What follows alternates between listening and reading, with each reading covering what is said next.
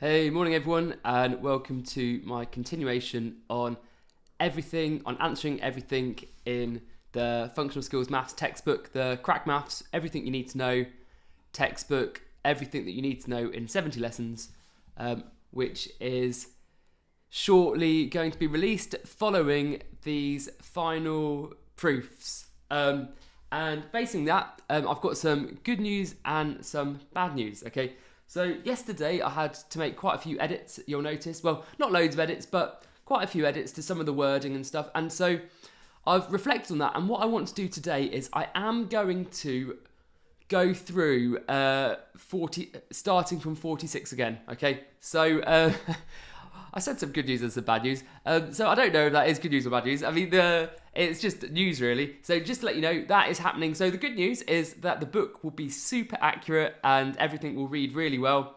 The bad news is we are going to have to go through that again, so it's going to take slightly longer. But because we did these questions yesterday, hopefully when we do them again today, they will look lovely. Okay, so right, without any more of that then, I best get started. So so here we go. Let's click on this and see where we are. So here is topic 46. You might remember it if you watched the other video, but if not, you're watching the right video now, because this should be the super accurate video where everything is correct and everything runs smoothly. So here we go. We've got, let me just get my calculator out for these questions. Okay, so calculate the perimeter of compound shapes, practice questions, round answers to 2 decimal places, use pi equals 3.14. So question 1, a shape is made from a rectangle and 2 semicircles. The rectangle has a length of 8 centimeters and a width of 6 centimeters. Yeah, agreed. A semicircle is attached to each of the 6 centimeter sides. Yeah, agreed as well. What is the total perimeter of the shape? So we've got the circle and then we've got the 2 sides. Okay, let me just shrink this because otherwise I won't fit all my notes in the space. So the circle has the diameter of 6. So what we're going to have here is we are going to have 3.14 times 6 to get the circumference of the circle, and then we'll have to add 8 and add 8. And here we go. So we've got 3.14 times 6, add 8, add 8, and that will be 34.84 centimeters.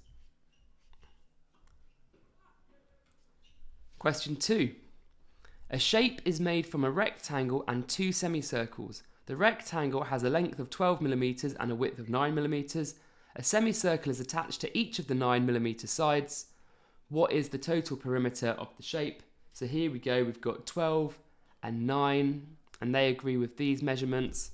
So we've got the circle that's got the diameter of 9, so that's 3.14 times 9 to get the circumference of that, and then we've got the plus the 2 12 sides. So this is what we're going to do here. 3.14 times 9, add 12, add 12. Okay, so here we go, we've got 52.26 millimeters. Right, a shape is made of 2 rectangles, one with a length of 6 meters and width 4 meters, and another with a length of 5 meters and width 3 meters. What is the total perimeter of the shape? Okay, so again, remember, perimeter is just the distance round. So this length here is the 4 and the 5, so this is going to be 9 meters for this length. This bit here, this length here is 6. This length here is 3, so that means that this bit here must be 3 meters. So now we can just do 4, add 6, add 9, add 3, add 5, add 3, add 1. Oh, that takes us back to the 4. So we're done. 1, 2, 3, 4, 5, 6. 1, 2, 3, 4, 5, 6. Yep, so 6 sides. Yep, 6 numbers there. Let's add these up. 4 add 6 is 10. 10 add 9 is 19. 19 add 3 is 22, 27, 30. this will be 30 meters. Right, question 4. Here we go. A shape is made from a rectangle and a semicircle. The rectangle has a length of 10 centimeters and a width of 8 centimeters. A semicircle is attached to one of the 8 centimeter sides with a diameter equal to the side. What is the total perimeter of the shape? Okay, so the total perimeter of the shape is, well, we've got a semicircle this time, and we can see that the diameter of the semicircle is 8. So that's going to be 3.14 times 8 to get the circumference of the whole circle, and then divide that by 2 because it's a semicircle. Okay, so that's the first bit. And then we've got to add on the 8, add on the 10, add on the 10. All these numbers match. Wonderful. So let's just do all this in the calculator now. So we've got 3.14 times 8 equals this, divided by 2 gives us this, and then add 8, add 10, add 10. And there we go. So that equals 40.56 centimeters. Okay, this is much nicer now the questions have been rewritten. Okay, so question 5. A shape is made from a rectangle and a triangle. The rectangle has length 14 millimeter and width 4 millimeter. Yep, they agree. The triangle is isosceles, so that means 2 of the sides are the same, with a base of 14 millimeter, that must be this one, and sides 10 millimeter, so that must be this one, so this one must also be 10 millimeter. What is the total perimeter of the shape? So if this is a rectangle, this will be 4 millimeter as well. So we just need to add all of these together. So we've got 10, add 4, add 14, add 4. I just write this bit down because this is the working that they'd expect you to write down in an exam. So 10, add 10, add 4, add 14, add 4. Here we go. And that's going to be 42 millimeters. Okay, right, next. Here we go, question 6. 6 says, a shape is made from a rectangle and a semicircle. The rectangle has a length 9 meters and a width 5 meters. A semicircle is attached to one of the 5 meter sides with a diameter equal to the side. What is the perimeter of this shape? So again, the circumference of the whole circle is 3.14 times the diameter, which I can see is 5. And then because it's only a semicircle, we'll only want half of that. So I have to divide that by 2, and then I can add on these other sides. Because this is a rectangle, that will be 9 meters as well. Okay, so we've got add 9, add 5. Okay, let's work this out. 3.14, that's the takeaway button, times 5 equals this. Divide that by 2 because we only want the semicircle, equals this. And then add 9, add 9, add 5. Okay, so this equals 30.85 meters. I just remembered we're meant to be rounding things to 2 decimal place, but I think this is the first time that that's actually come into play where that's been a matter.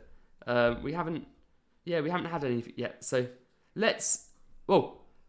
I've actually skipped on to question 6. I was going to mark them every 5. So let's go to the mark scheme and let's mark the first 5. Okay. Here we go. Let's get down to the answers. Where are our answers? Oh. The answers really are at the end, aren't they? Well, that makes sense. So here we go. Let's get to these answers. Here we go. 35. We're so far through now. I'm so happy. Okay. 46. Here we go. 40. That's 45. 46. Let me just enlarge this a little bit so we can see a bit more. Calculate the perimeter of compound shapes. Let me turn this into a marking pen. I like having that as a system. Last time. Here we go. So quickly get these marked. Oh no, that's ChatGPT. Oh, it's been helping me out. My secret's revealed. It's my spell check. Right. Here we go. Right, let's get this. And then here we go. And then let's actually close that. Okay, so this one here, first one, 34.84. Answer still correct. 52.26. Answer is correct. 30 meters. Yep, answer is correct. And 40.56. Answer is correct. And 42. Answer is correct as well. And actually, as we've done it, let's just mark number 6 as well. 30.85. Yeah, the answer is correct. Okay, so let's continue with question 7. Here we go.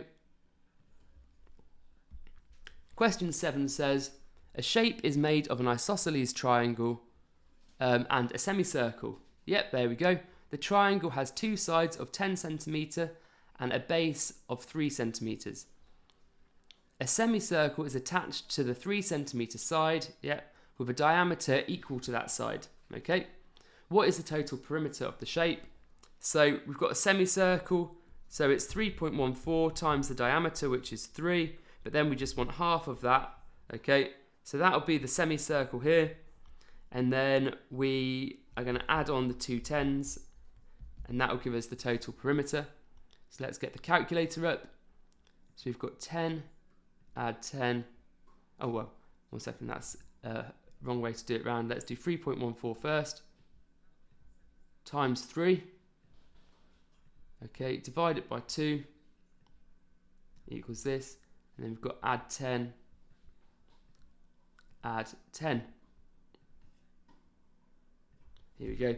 So that gives us 24.71 centimetres. Beautiful. Right. Here we go. Question 8. A shape is made from a rectangle and an isosceles triangle. The rectangle has a length of 13 metres and a width of 9 metres. The base of the isosceles triangle is attached to one of the 13 metre sides. The triangle has a base of 8 metres and 2 equal sides of 5 metres. What is the total perimeter of the shape? Okay, so 2 equal sides of 5 metres, that means that's 5 metres. That's a rectangle, so this is 9 metres. Now, if this length here is 13 metres, this is 8 metres. This must be 5 metres as well, because 8 add 5 takes us to 13. So now we can just add all these numbers together. So we've got 5, add 5, add 5, add 9, add 9, add 13. Okay, and let's just do that on the calculator. 5, add 5, add 5, add 9, add 9, add 1, 3. So that equals 46 metres. You might be expected to do a calculation like that in your head, to be honest. Not in your head, but just on paper.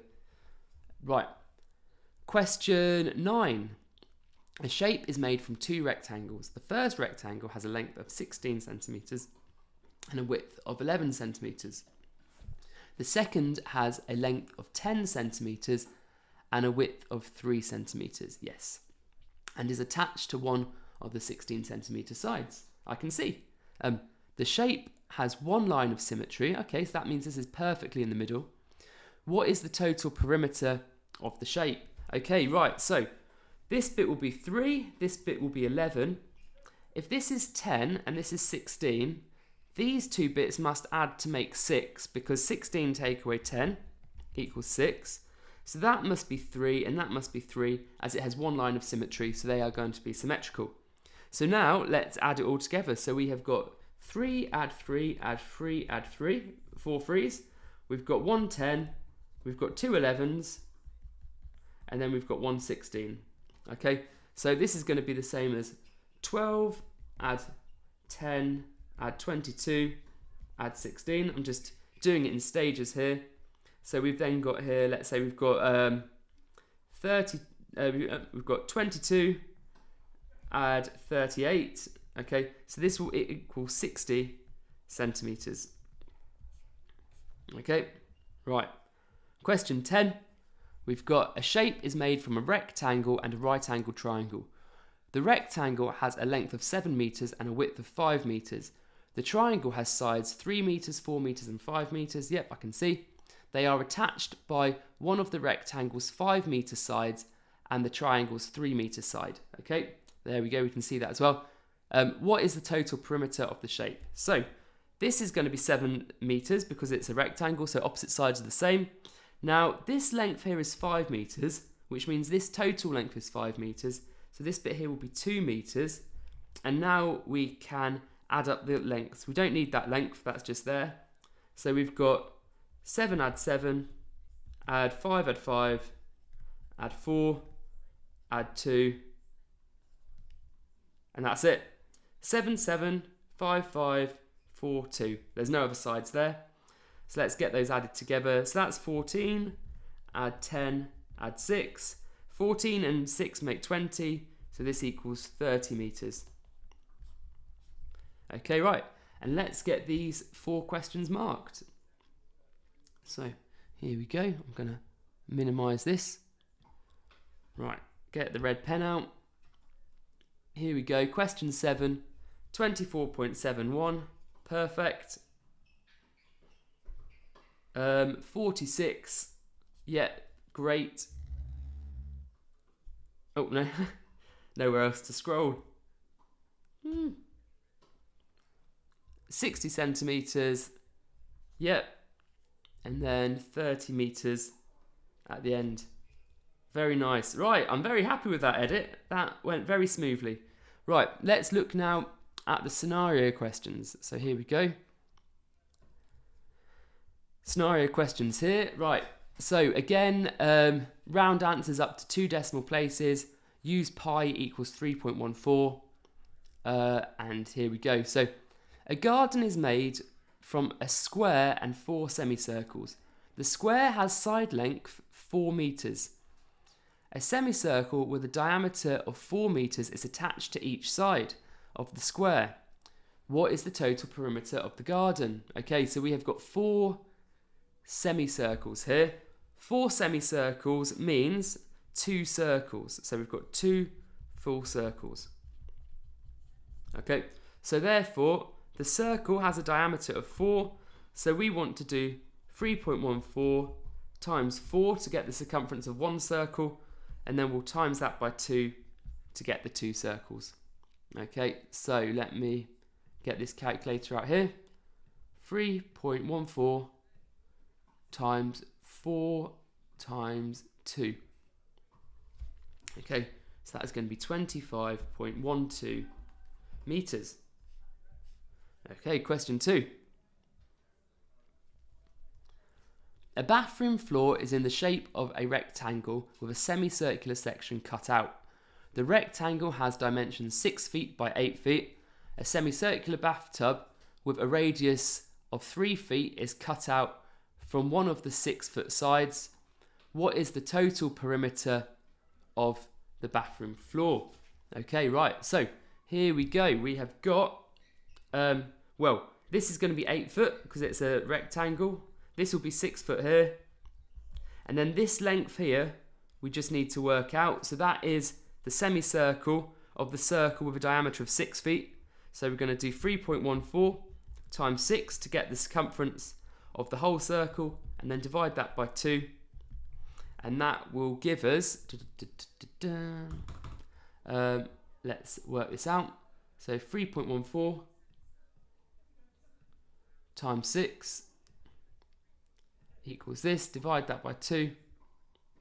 Okay, so that's 9.42, and now we can add on the rest. So we've got 9.42, add 8, add 8, add 6.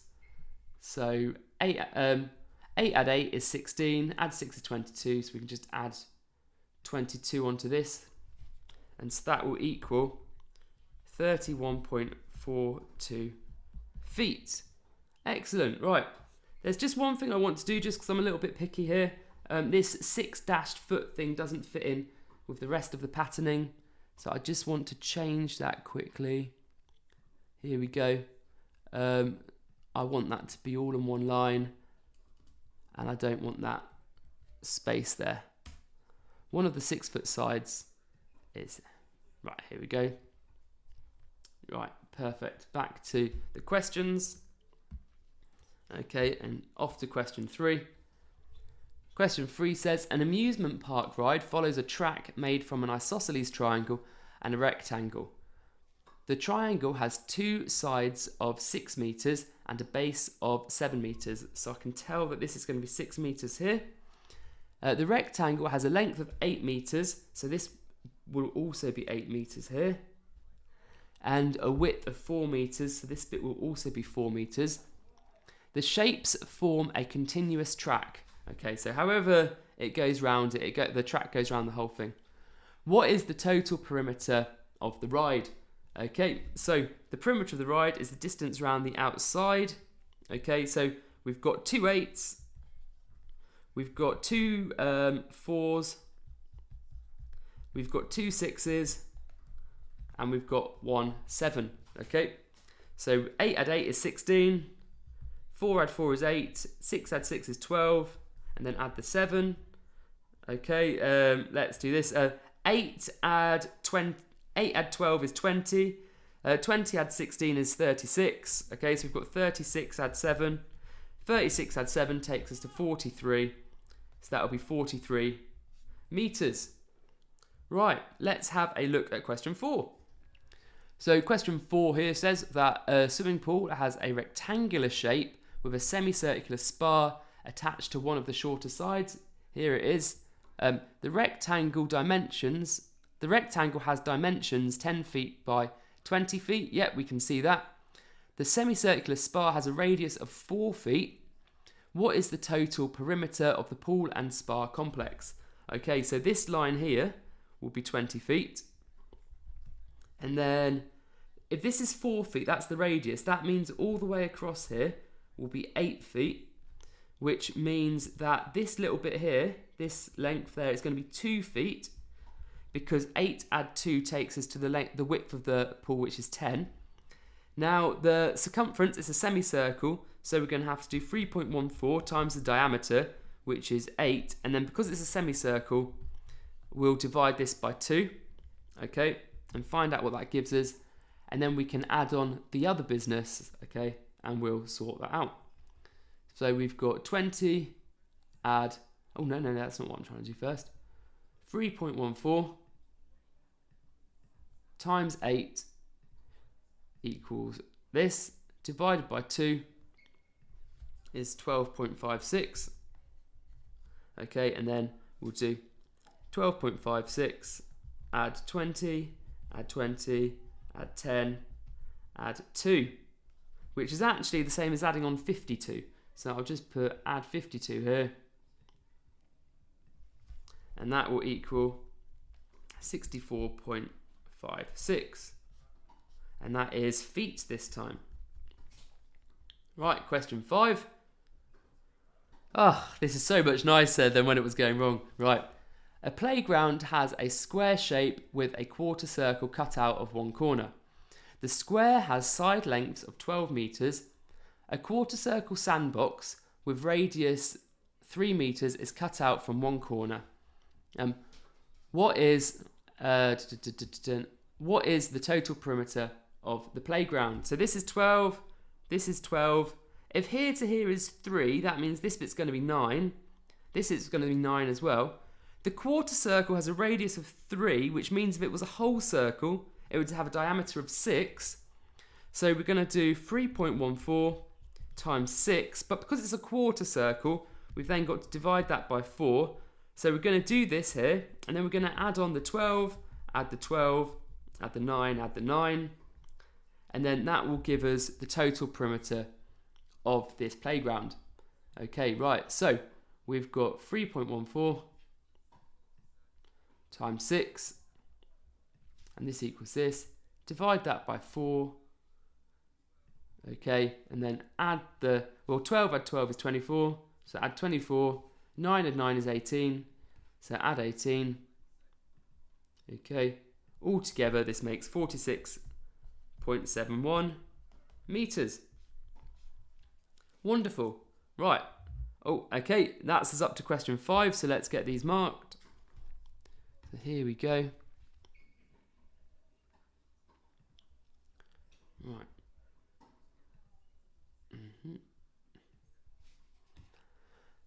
Okay, so question... Oh, let's go to question 1 first. Right. Question 1. Here we go. 25.12. Question 2, 31.42. Question 3, 43. Question 4, 64.56.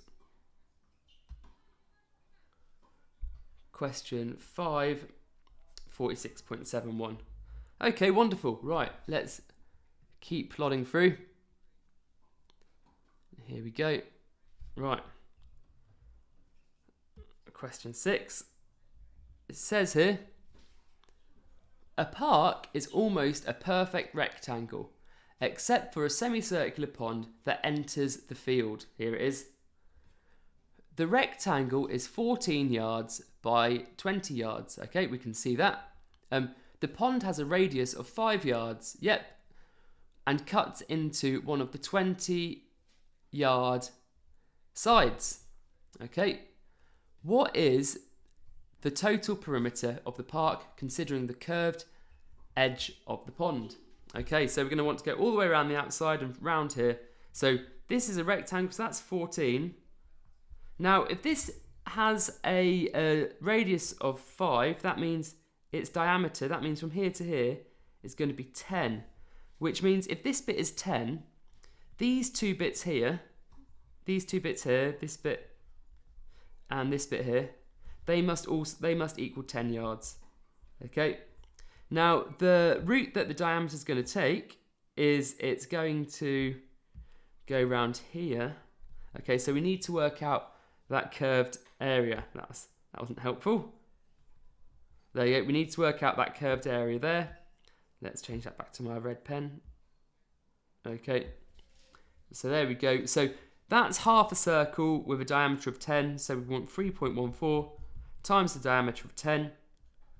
Divided by 2 because it's a semicircle. Okay. So we can actually do with this. And then, well, I'll show you in a moment. Then add the 14, add 14. Add the 20. And then add the 10 as well. Don't forget that. So we could do, instead actually of working this all out and then dividing it by 2, we could just do 3.14 times 5. Okay, 0.14 times 5. Okay, and that equals that. And then 28, 48, 58. Add 58. Okay, and that's going to be 73.7 yards as the perimeter. Question 7. A hiking trail is made from a rectangle and an isosceles triangle. The rectangular segment uses 8 kilometers. The rectangular segment measures 8 kilometers by 4 kilometers. The triangle has a base of 6 kilometers and 2 sides of 5 kilometers. It is attached to one of the 8 kilometer sides of the rectangle. What is the total perimeter of the trail? Okay, so let's put in the extra measurements. That's 5 kilometers. If from here to here is 8 kilometers, and from here to here is 6 kilometers, okay, that means that this bit here is going to be 2 kilometers, okay, and this bit here is 4 kilometers. Right, so let's add these together. We need to ignore that 6. That's now just there as a ruse. Right, so we've got 5 plus 5, which is, well, 5 add 5, plus 4 add 4, plus 2, plus the 8. Okay, so these make 10, that makes 8, that makes 10. So this will be 28 kilometers for the journey. Right, okay, right, so here we go. We've got question 8 here, and this says a football field is made from a rectangle with a semicircular arc at each end. Yes, it is indeed. The rectangle measures 90 meters by 120 meters. Each arc is a semicircle with a diameter of 90 meters attached to the shorter sides of the rectangle. What is the total perimeter of the football field? So we've got basically a full circle, which we need the circumference of, and we've got the rectangle. So if that's 120, this will be 120. And then the circumference of this circle, well, that's 90, so it's going to be 3.14 times 90, and that will equal something. And then when we get that, we'll add on the two 120s. So 3.16, add 3.14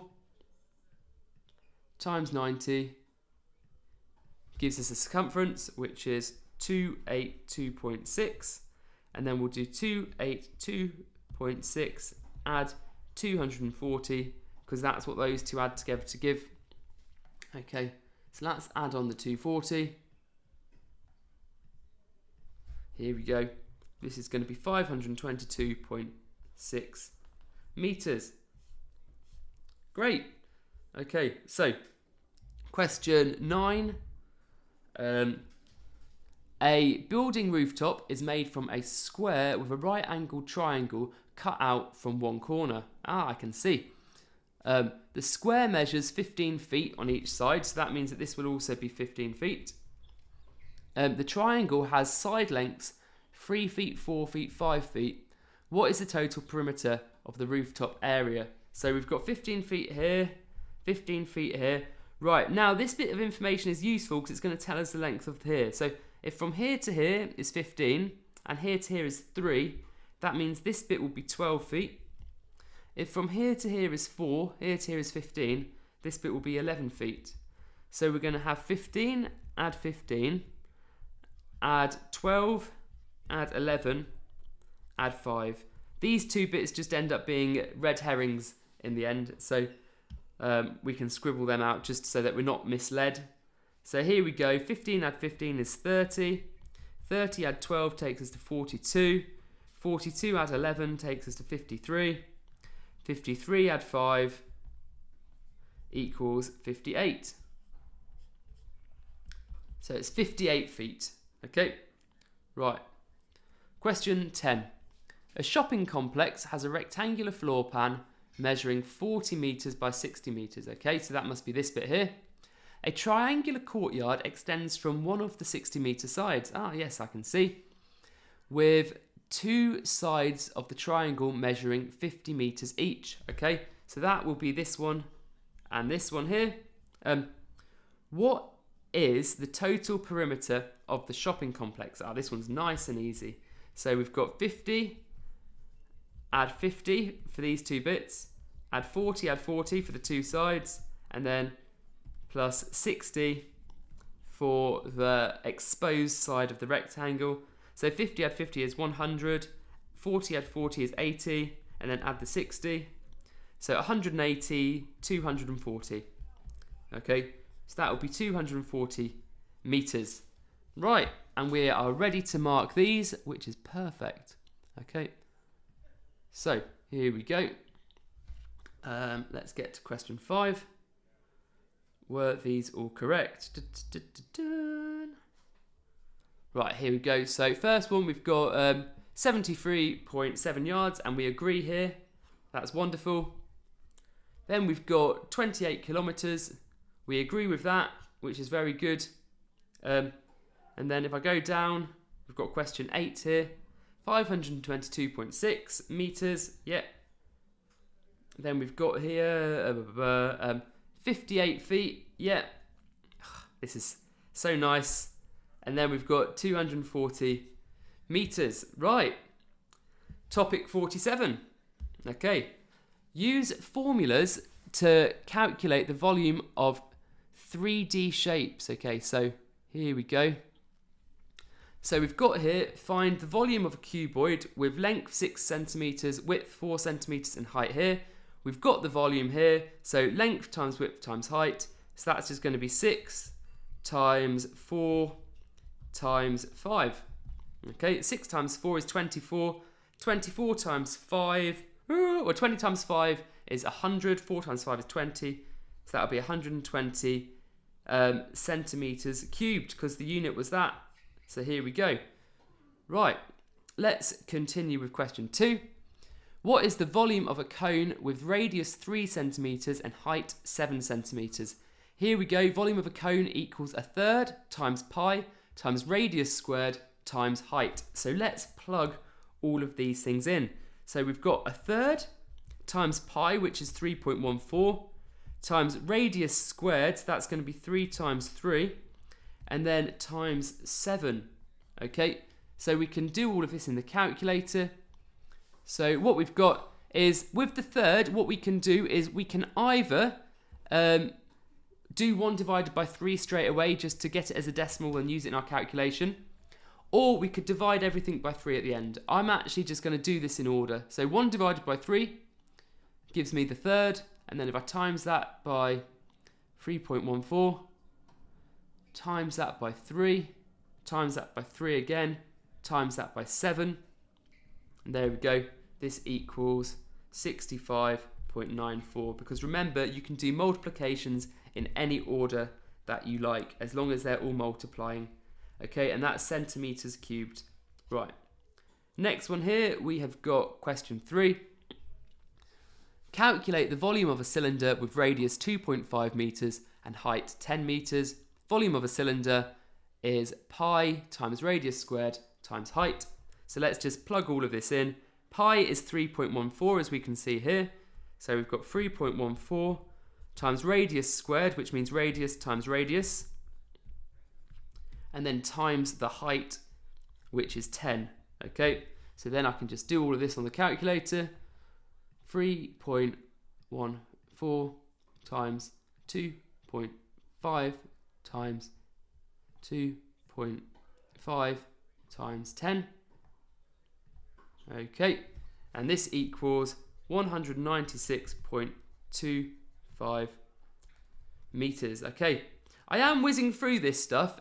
If anyone does want any more support on these, when this book comes out, every page will have the QR code in the top corner, which takes you directly to a video tutorial on how to do the specific topic that you're at. So this one would take you to a video tutorial for 47. If in the meantime you want to do this, you can also check on the crackmaths.co.uk website, and in the resources section here I've got tutorials where it says functional skills level 2 and 70 tutorials. That's what we're covering, and then I've got it broken down by topics here, but if you keep scrolling for the number system, say for example you wanted number 47, you just scroll down and here it says 47 out of 70. And here we go, on this page, what you get is you, I should have just let it load, 46, here we go.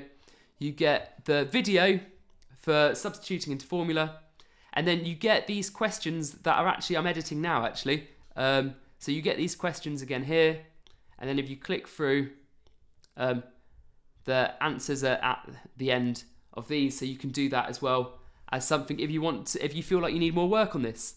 Okay, so anyway, let's get back to the live stream. Okay, so here we go. We have got 196.25. Oh no! I realised something. I didn't read this bit at the top properly, and it says to the nearest whole number. I did this yesterday. So let me just go back and round these. Okay, they are all the nearest whole number. This isn't the nearest whole number. So that's not the answer to this one. This is going to be 66 centimeters cubed to the nearest whole number.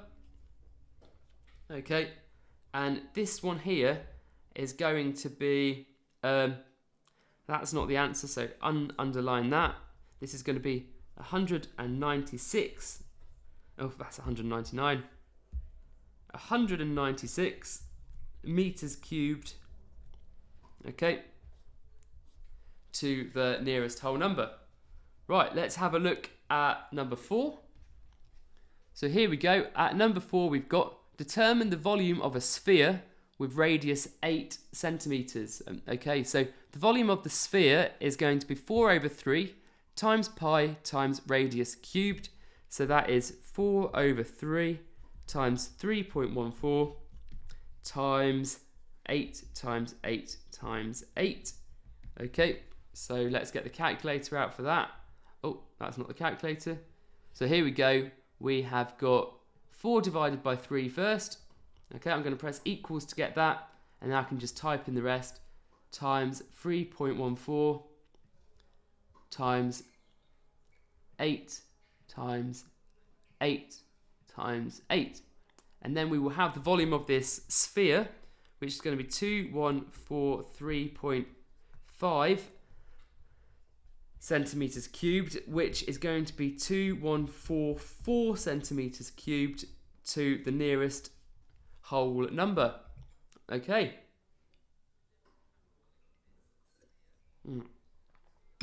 So, next one. Question 5. So here we go. Question 5 says, find the volume of the triangular prism with triangle area 10 centimeters squared and length 12 centimeters. And it says here that the volume of a triangular prism is triangle area times length. So that's nice. Well, this is nice and straightforward. 10 times 12, and that equals 120 centimeters cubed. Okay, right. Question 6. We've got calculate the volume of a cube with side length 9 centimeters. Sorry. Volume of the cube is side length cubed. Okay, so here we go. So that's just going to be 9 times 9 times 9. Okay, and let's do that on the calculator. 9 times 9 times 9. Nice and close to the times button, the 9 is. So that's 729 centimeters cubed. Oh, and I've gone too far. I meant to stop at question 5. So let's quickly get back to these and get these marked. So here we go.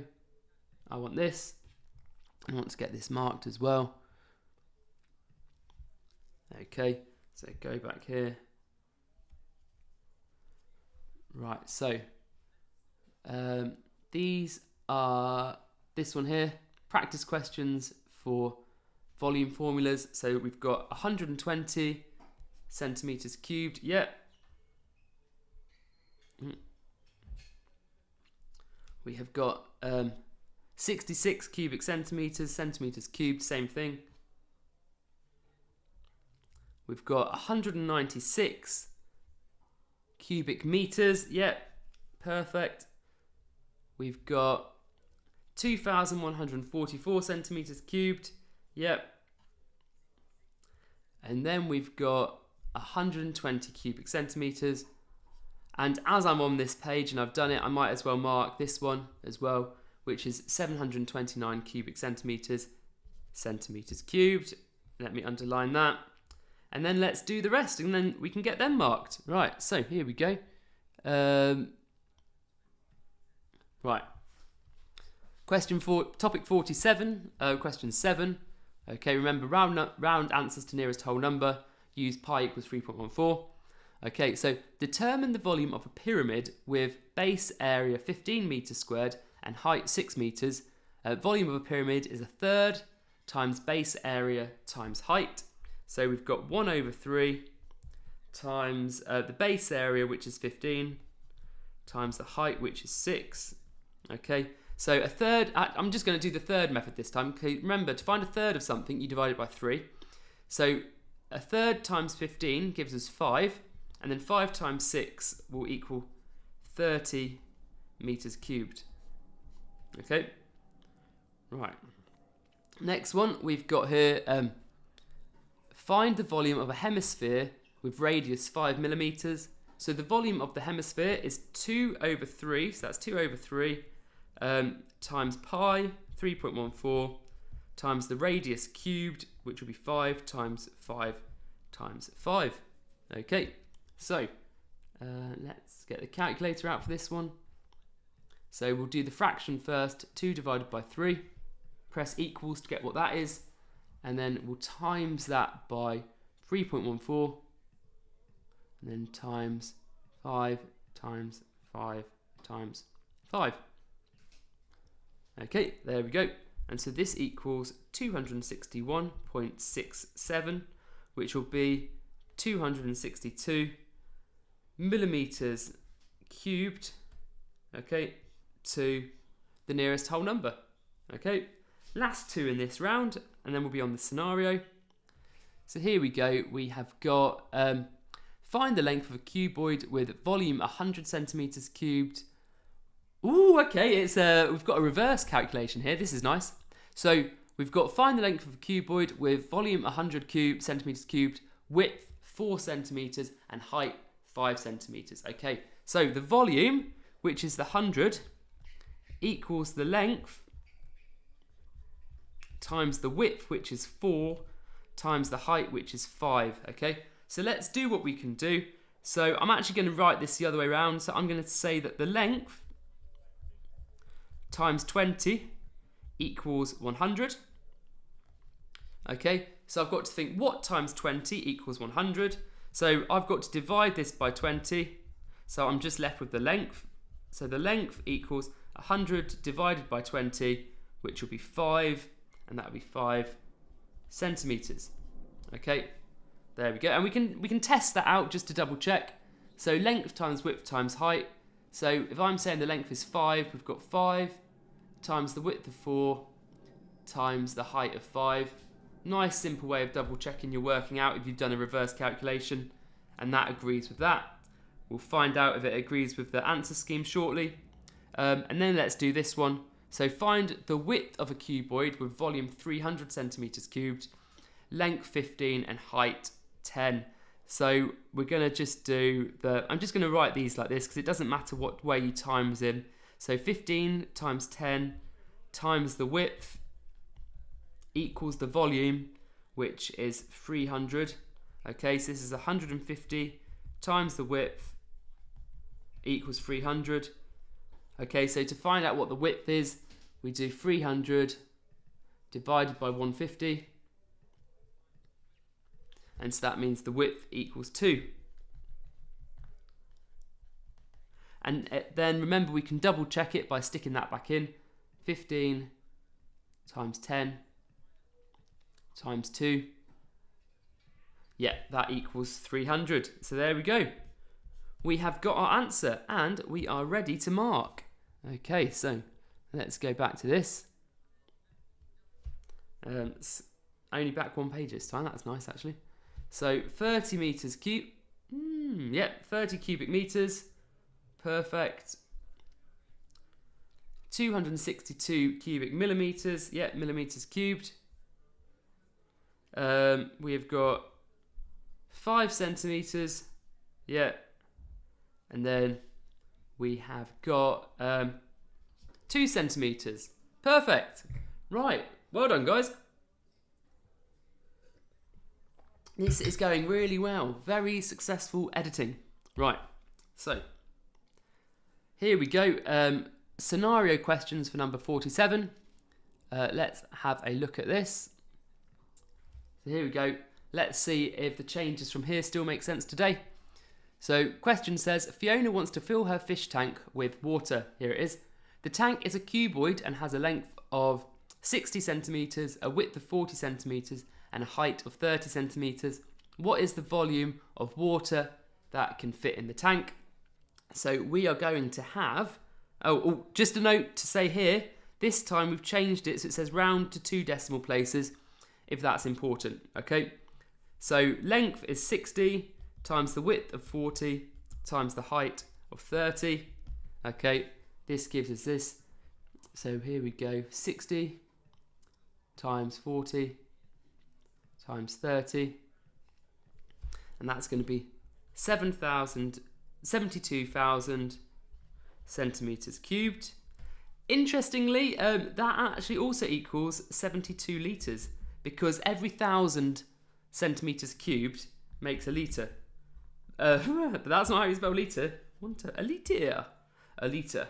Okay, there we go. So there we go. But that's the answer there. But this is just a little bit of extra information if you want to show off. Okay. Right. Question 2. An ice cream shop sells ice cream cones if the cone has a radius of 5 centimeters and a height of 12 centimeters, what is the volume of ice cream that can fit in the cone? So the volume of a cone is 1/3, so 1/3, times 3.14, that's pi, times the radius squared, so that's 5 times 5, times the height, which is 12. Okay, so here we go. We can then work that all out. So I'm going to do 1 divided by 3 to get my third, and then my third times 3.14 times 5 times 5 times 12. Here we go. So that's 314. And that's all that. All of these bits of business must have ended up just equaling 100. And that is going to be centimeters cubed. Okay, and give the underline so that we know that that is the answer. Right. Question 3. A soft drink comes in a cylindrical can. If the can has a radius of 4 centimeters and a height of 15 centimeters, what is the volume of soft drink? Okay, so volume of the cylinder equals pi times radius squared times height. Okay, so there we go. Pi is 3.14. The radius is 4, so radius squared is 4 times 4. The height is 15. So here we go. This is what we're looking at for this one. So we're going to do 3.14 times 4 times 4 times 15. And that will equal 753.6 centimeters cubed. We could also say with drink we talk about milliliters, don't we?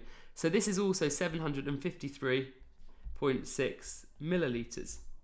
Okay, that's just an extra bit of information as well, because 1 centimeter cubed is 1 milliliter. I haven't specified that anywhere. Okay, right. Question 4. Josh is playing with a bouncy ball which is in the shape of a sphere. If the radius of the ball is 7 centimeters, what is the volume of the ball? Okay, so volume of a sphere is 4/3 times pi times radius cubed. Okay, so 4/3 times 3.14 times 7 times 7 times 7.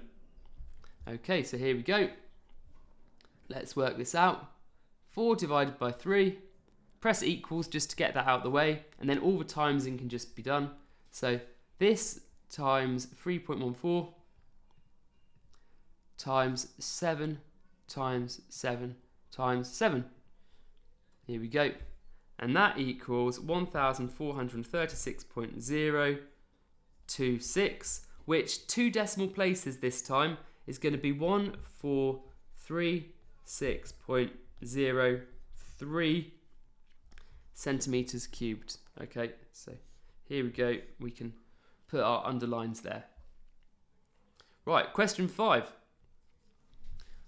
A prism-shaped pencil holder has a triangular base with an area of 16 centimeters squared and a height of 10 centimeters. What is the volume of the pencil holder? So, the volume of a triangular prism equals the triangular area times the height. So let's work that out. So the triangular area is the 16, the height is the 10, so we can do 16 times 10, which would be 160 centimeters cubed. Wonderful. Okay, right, question 6. Oh, no, question 6. I'm not making that mistake again. It's marking time. Right, so let's get these ready to mark. And here we go.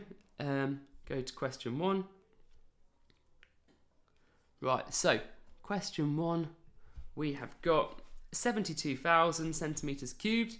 Oh, and we got the bonus mark for the 72 litres. Not that there was a mark there, it was just a showing off. Right, 314 centimeters cubed, perfect.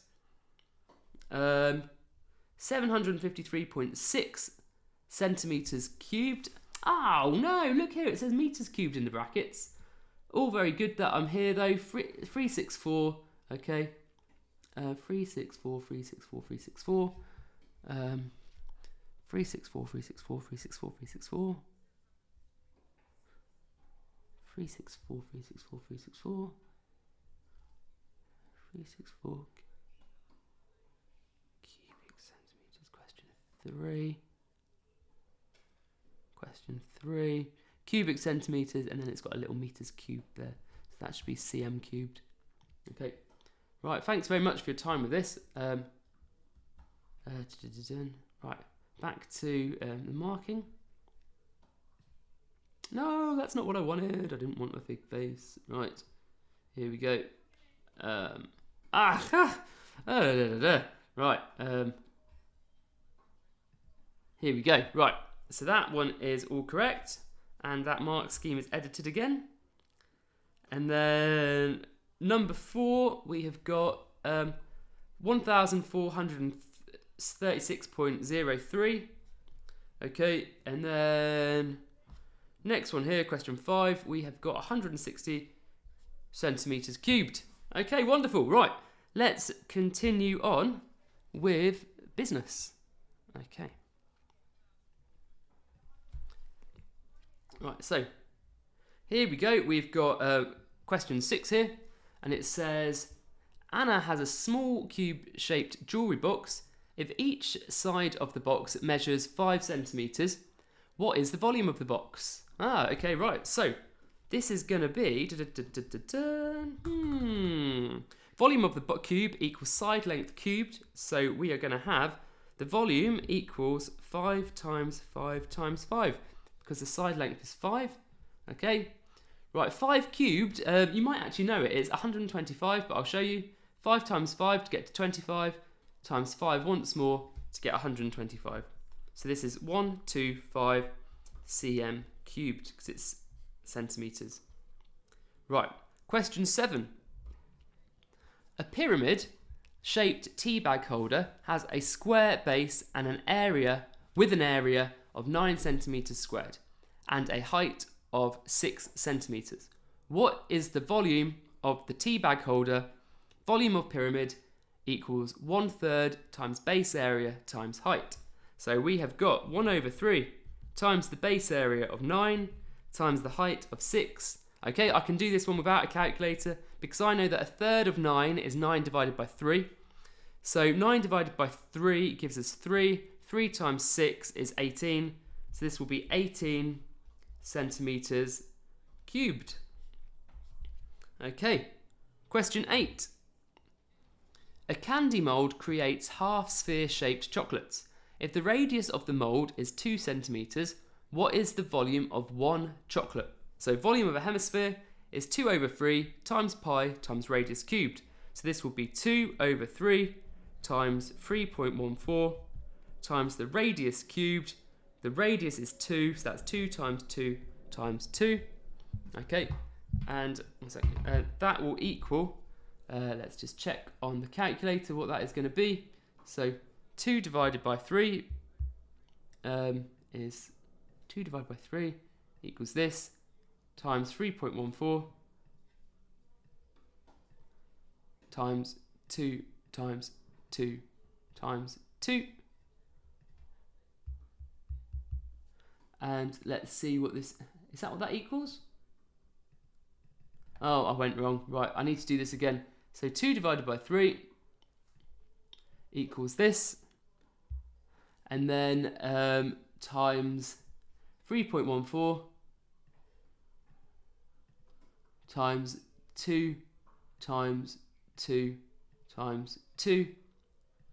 And that equals 16.746.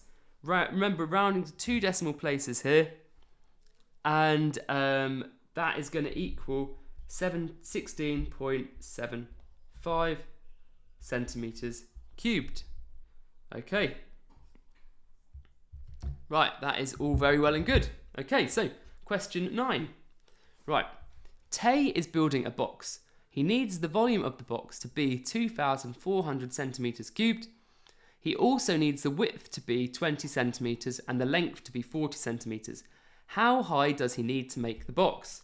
Okay, so volume of the cuboid, we've got length and width, we don't have the height.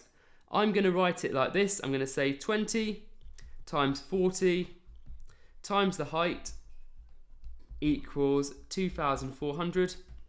Okay, 20 times 40 is 800. So 800 times the height equals 2,400. So we're looking at what times 800 equals 2,400. So what we do here is we do 2,400 divided by 800 and find out what that gives. Okay, so 2,400 divided by 800, and that equals 3. So the height will equal 3 centimeters. Okay, and we can double check that by doing this bit. So 800 times 3, so 3 times 800. Does it get us back to the volume? Yes, it does. Right, question 10. Gordon is making a cake and has made 4,000 centimeters cubed of batter. Okay, I just need to change something very quickly there, because 213, there should be a space between the 4,000 and the centimeters cubed, though this could throw everything into chaos with this slide. 213, 213, 213. Here we go. Sorry about this, guys. 213. Ah, but that's thrown that into chaos. Here we go. Right, fine, perfect. Right, so how many times can he fill the cake tin? Right, so we can use the volume of the cuboid first, so we can work out how much batter one cake uses. So the volume is going to be 8 times 20 times 5. Okay, 8 times 20 is 40. 40 times... 1 second. 8 times... No. 8 times 5 is 40. 40 times 20 is 800. 800 centimeters cubed, okay? So that's 1 tin. So 1 tin equals 800 centimeters cubed. We know that we've got 4,000 centimeters cubed to play with. So we need to work out how many lots of 800 make up 4,000. So all we do is we do 4,000 divided by 800 to find out how many lots of 800 go in. As that's 5, so that's 5 times. So that's times 5 here, so that's 5 tins. So 5 tins equals 4,000. So how many times can he fill the cake tin? 5 times. Okay, right. And that is question 10 done, so we're up. We can mark again. Wonderful. So, let me just get this sorted out here. So we want this. We want this to be minimised. And we want to go to question 6.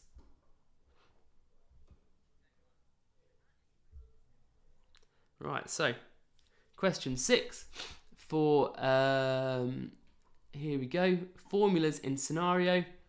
So here we go, the first one's going to be 125 centimeters cubed, perfect. Then we have got 18 centimeters cubed, which is great. Then we have got 3 centimeters, the height. I feel like I didn't mark number 8. I didn't do that. Number 8 down here is 16.75 cubic centimeters. Yep, that's correct. And then if I go down here as well, I've got topic 10, which is Gordon can make 5 cakes. Yep, 5 times. Wonderful, right, okay. And that brings us on to topic 48. So here we go. Let's have a look through these questions here. So here we go, let's get started. So 48, there's no specification here about rounding or anything like that. No information given there. So find the volume of a triangular prism. Right, now, you're not given the formula for this. That's why there's no formula provided here. This is one of the formulas that you need to know. But I'll just make a note of it right now, just to remind myself. The volume of triangular prism is area of triangle. Volume equals area of triangle. Oh, triangle times the length of prism. Or this could be the height. used interchangeably. And then we just also need to know that the area of a triangle is equal to half times base times height. Okay, so these are the bits of information we need to know for this. So let's get started. Oh, I've deleted the number 1. Sorry about that. 1 second, I need to rectify that. Where are we? Question 1. There we go. Right, so find. Oh, sorry, 1 second. I've got a delivery.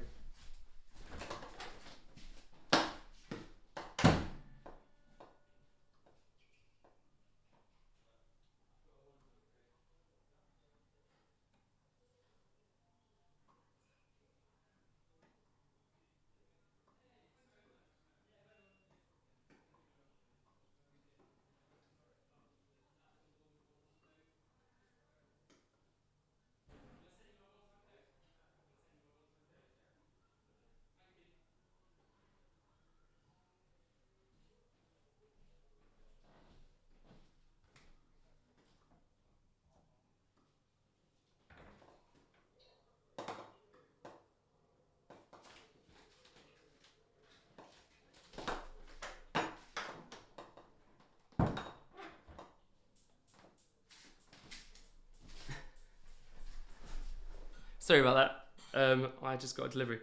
It's quite exciting actually. I got so I don't know if any of you follow me too much, but I've got I used to live on a narrowboat, and I'm currently about to renovate it and hopefully make it into some kind of math lessons. I don't know. I'm going to see how it goes. It's my summer project, but all the paint just arrived for that, so that is pretty exciting. But I'm going to get started on that next week, hopefully, if I get all of these finished this weekend. Okay, so let's continue with this one. Okay, so find the volume of the triangular prism if the base of the triangle is 6 centimeters and the height is 5 centimeters and the length of the prism is 10 centimeters. Okay, so the base and height of the triangle, so we can use the triangle formula first. So that's going to be a half times base, which is 6, times the height, which is 5. So this bit's the triangle, and then we times that by the length of the prism, which is 10. Okay, so half of 6 is 3, 3 times 5 is 15, so this is 15 times 10, so that will equal 150 centimeters cubed. Okay, right. Next question here is question 2. Find the volume of a triangular prism if the base of the triangle is 10 centimeters, the height is 2 centimeters, and the length of the prism is 6 centimeters. So let's try that. So we are going to have, the base is 10, so we've got half times 10 times 2. Okay, so that's the triangle bit. And then if we're going to times that by the length, which is going to be 6. So a half times 10 is 2, a half of 10 is 5, no, a half of 10 is 5. 5 times 2 takes us back to 10. So we're looking at 10 times 6, which is 60 centimeters cubed. Okay, and then next we've got this one here. We've got question 3, which is find the volume of the triangular prism if the base of the triangle is 4 centimeters and the height is 5 centimeters and the height of the prism is 8 centimeters. Okay, so we've got half base times height, so half times 4 times 5, and then we can times this by the height of the prism, which will be 8. And so half of 4 is 2, 2 times 5 is 10, so we're looking at 10 times 8, which is 80 centimeters cubed. Okay, question 4. Find the volume of the triangular prism if the base of the triangle is 15 centimeters, the height is 4 centimeters, and the height of the prism is 2 centimeters. So we've got a half times 15 times 4 to get the area of the triangle, and then we'll times this by the height of the prism, which is 2. So this one I'm going to do, I know that a half, because it's times, you can do it in any order. A half of 4 is 2, so 2 times 15 is 30, so we've got 30 times 2 here, which is 60, and that's centimeters, that'll be centimeters cubed as well. And then next we've got here question 5, and this says find the volume of the triangular prism if the base of the triangle is 4 centimeters, the height is 4 centimeters, and the length of the prism is 6 centimeters here. So we can have a half times 4 times 4 for the triangle, and then times 6 for the length of the prism. So 4 times 4 is 16, half of that is 8, so this is half, 8 times 6, so this will be 48 centimeters cubed. Right, okay, and let's now get these questions marked.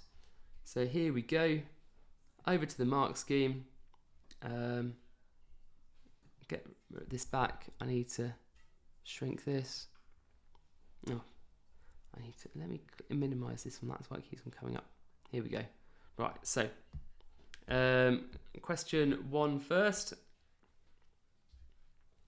Let's just check. Where are we? 48 practice questions for finding the volume of a triangular prism. Okay, so here we go. We've got 150. Perfect. We've got 60. Excellent. We have got 80, which is very good. Oh, I didn't underline that one. Not that it matters. We've got 60 centimeters cubed again. And we have got 48 centimeters cubed. Wonderful. Okay, right. Let's persevere. Okay, so next one here. We've been given the volume. Okay, right.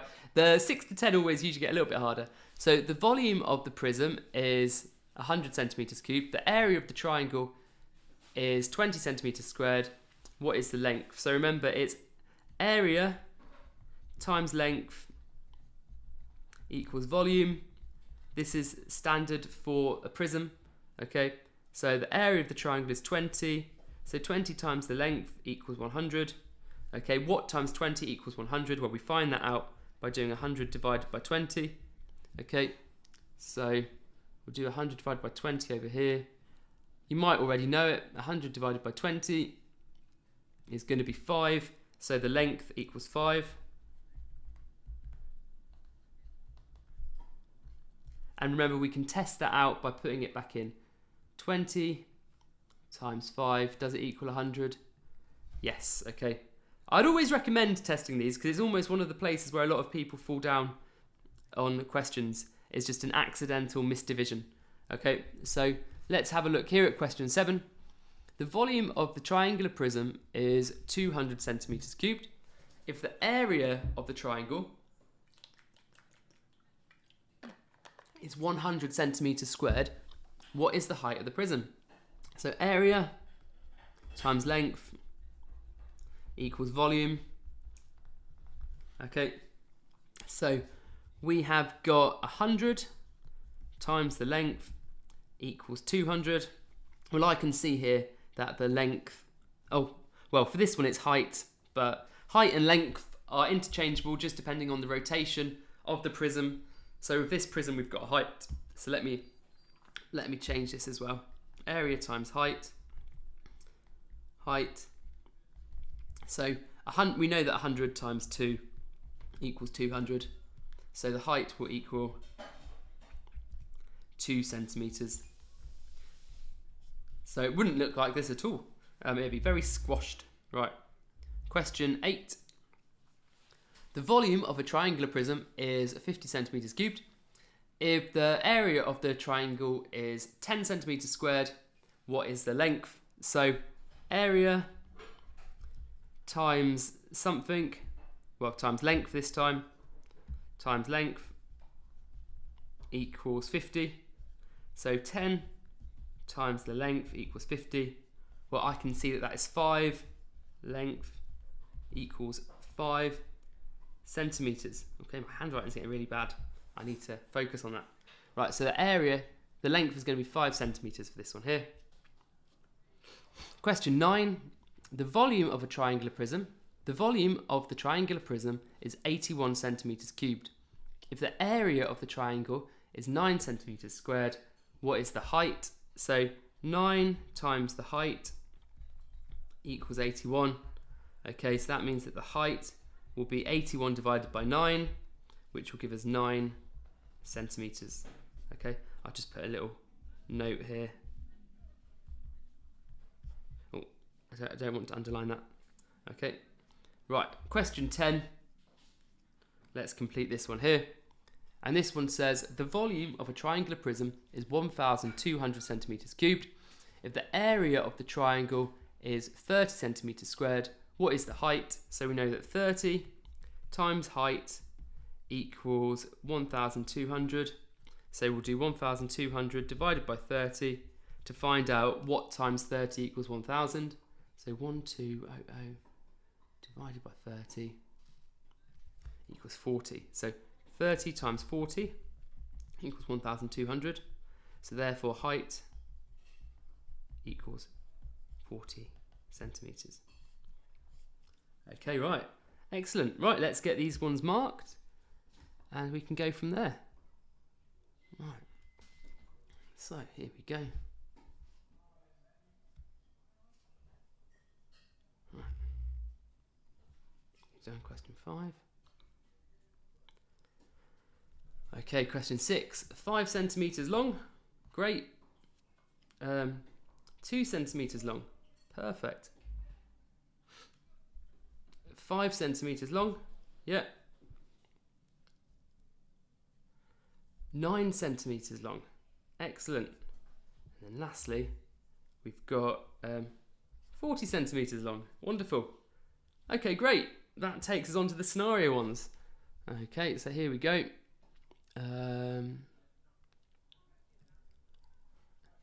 Right. So here we go. We've got some bits of information here for the scenario ones because we're talking about volumes, so we often deal with volumes in litres.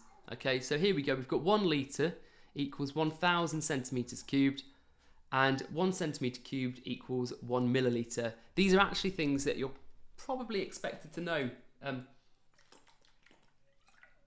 Sometimes they'll give you these, but usually these are ones that you need to know.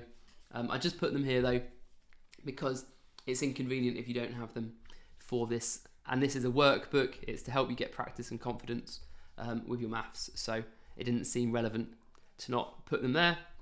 Actually, whilst I'm here, remember, if you need any help, you can actually scan these and they will take you to tutorials on the topic. Okay, right. So let's start with this one. Anna's fish tank is in the shape of a triangular prism and has a volume of 100 litres.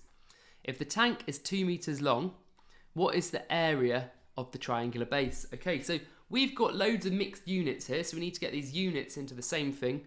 And the thing that we're going to want to get them into is some form of centimetre. Okay, so we know that 1 litre equals 1,000 centimetres cubed. So we need 100 litres. So that's going to be 100,000 centimetres cubed. We know that 1 metre equals 100 centimetres.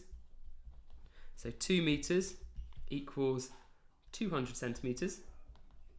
Okay, so what we can now do is we know that area times length or height, in this case the 200, is equal to the volume, which is the 100,000. Okay, so what we're going to do is we'll do the 100,000 divide the 200, and that will equal the area. Okay, so let me scroll up a little bit. So 100,000 divided by 200, and there we go. And area is in centimetres squared with this one. Right over here as well, 500 centimetres squared. Right, question 2. We've got here, Quinn is building a swimming pool with a triangular prism shape. The pool has a volume of 500 cubic metres and she wants it to be 5 metres wide. Okay, what is the area of the triangular cross section of the pool? So this is like the shallow end, so that's like 5 metres. Okay, this is the triangular cross section here. Okay, so we can work out what that is. So the volume is equal to the area times the length, or the width in this case, which is 5, is equal to the volume, which is 500. Okay, it's all meters here, cubic meters, so that's all fine, we don't have to worry about that. So the area will equal 100 meters squared. Okay, right. Question 3. David is packing socks into a triangular prism shaped net to hang in his wardrobe. The net has a height of 120 centimeters.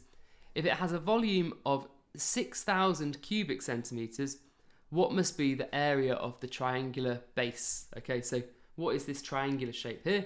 I used to have one of these a long time ago from IKEA. It had 3 sections. Right, let's work this out. So we have got the height times the base is equal to the volume. Okay, so area times 120 is going to equal 6,000. These are all centimeters as well, so we can just storm ahead with this. Okay, so then we just do 6,000 divided by the 120, and that will give us the area. Okay, so 6,000 divided by the 120 is equal to 50 centimeters squared. Okay, because area is always in squares. So let's have a look at question 4. Lisa is planning to pour a concrete slab for a patio in the shape of a triangular prism. If the area of the slab is 1.5 meters squared and the depth is 10 centimeters, what is the volume of concrete? Right, so here what we've got is we've got mixed units. Okay, now area is difficult to ununit than length. Length is the easiest one to change the units of. So what I'm going to do is I'm going to change the units of the length into meters. So I know that if 1 meter equals 100 centimeters, if I divide this by 10, I get 0.1 meters is equal to 10 centimeters. Okay, so let's work this out. So we have got the area, which is 1.5, times the depth, which is 0.1, is equal to the volume. Okay, so 1.5 times 0.1, well, I know that this is going to be 0.15 meters cubed. So there we go, that is the volume that we've got. Right, let's look at question 5. So here we go. Question 5 tells us that Mark has bought a fish tank in the shape of a triangular prism. For the number of fish he has, he needs to fill the tank with 80 litres of water. Given that the base of the tank has an area of 320 centimetres squared and the tank has a height of 1.5 metres, is the tank large enough to hold his fish? Okay, so let's have a think about this. Okay, so we've got several units here. We've got litres, we've got metres, and we've got centimetres squared. Now, as I said, it's hardest to get things into... it's the easiest thing to change things between is lengths, okay? So it's easiest just to change this metres into centimetres. And the litres, because 1 millilitre... Well, actually, we were actually given it here. Because 1 litre is 1,000 centimetres cubed, that's relatively straightforward as well. So if I know that 1 litre equals 1,000 cm cubed, 80 litres is this 80 times, is going to be 80,000 centimetres cubed. Okay, and then from there, what would we have? We've got 1 metre equals 100 centimetres. 1.5 metres will be this times 1.5, which would be 150 centimetres. Okay, so, oh, sorry, screen share was lost. Let me just reconnect that. Share, stop sharing screen. Share screen. Okay. Accept. Is it going to accept? Where's the acceptance? It didn't accept. Right, 1 second. share, stop sharing. Let's try once more. Sorry about these technical difficulties. Right, share, present with screen share, connect to app. Here we go, accept. That's not working. Right, let's close the app and let's stop sharing again. Sorry about this, one more go. Here we go. What am I looking for? No, I'm looking for my apps. Here we go. Let's load this one up.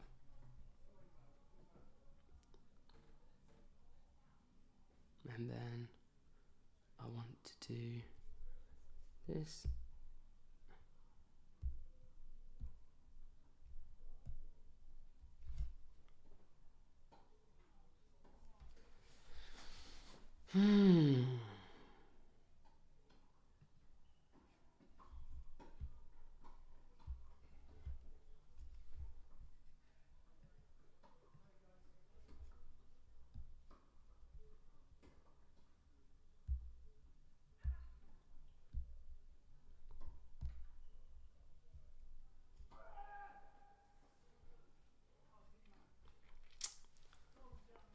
Sorry about this. This is small technical difficulties. Let me try again. Right, so in the meantime, I'm just going to power off the device and then turn it back on again. In the meantime, does anyone have any questions about anything? Whilst I'm just here, I can answer some questions whilst we're waiting for this to resolve.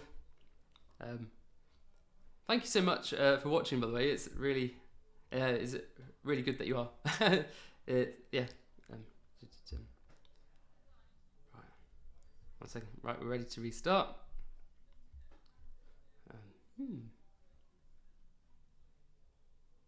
Oh.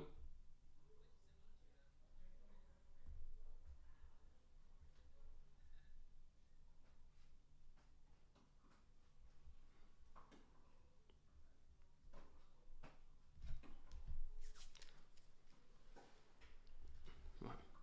I've got a Barocca here.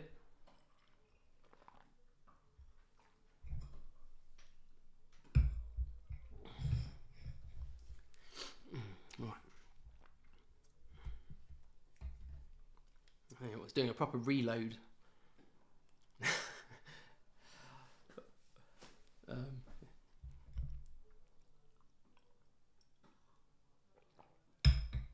Okay, right. Reopen.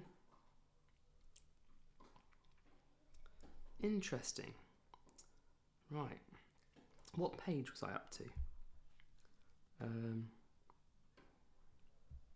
to go to page. Oh no, that's not the one. This is the one I want. Where is it? It is this one. Right.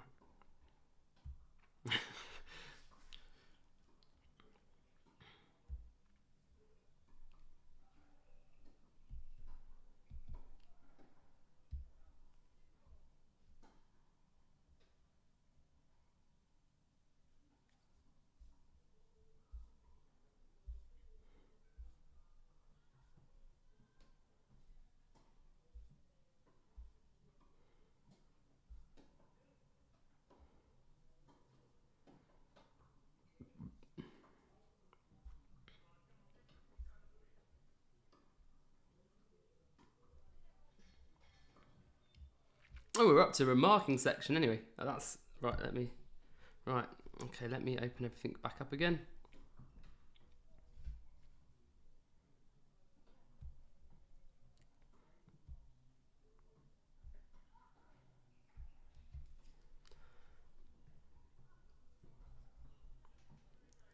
Why isn't that doing it? It falls down when I click accept. Is it active? Oh, it's coming up behind the thing. It's a user error. It was a skill issue all along. Right. Okay. Sorry about that. Thank you very much for your patience. Okay, now let's get these things marked. Okay, so we have got 48 scenario 1 to 5. Okay. So, first one, 500 centimeters squared. Excellent. The second one, 100 meters squared. The third one, 50 centimeters squared. The fourth one, 0.15 meters cubed. And the fifth one is... Oh, I didn't finish it. Oh no. 1 second. Let's quickly finish it and then we'll mark it. Right, so the fifth one, what have we done? We've just converted the units. So we've got everything into centimetres. So it was Mark bought a fish tank in the shape of a triangular prism. For the number of fish he has, he needs to fill the tank with 80 litres of water. Given that the base of the tank has an area of 320 centimetres squared and the tank has a height of 1.5 metres, is it large enough? So let's work out the volume of this tank then. So volume of the tank is area, which is 320. Just keep everything consistent. Is 320 multiplied by the 150. Okay, and I will just do this on the calculator. So 320 times 150 equals 48,000. Okay, so 1 second. So that's what he needs. No, he needs 80,000. It's only 48,000. So no, not large enough for the fish.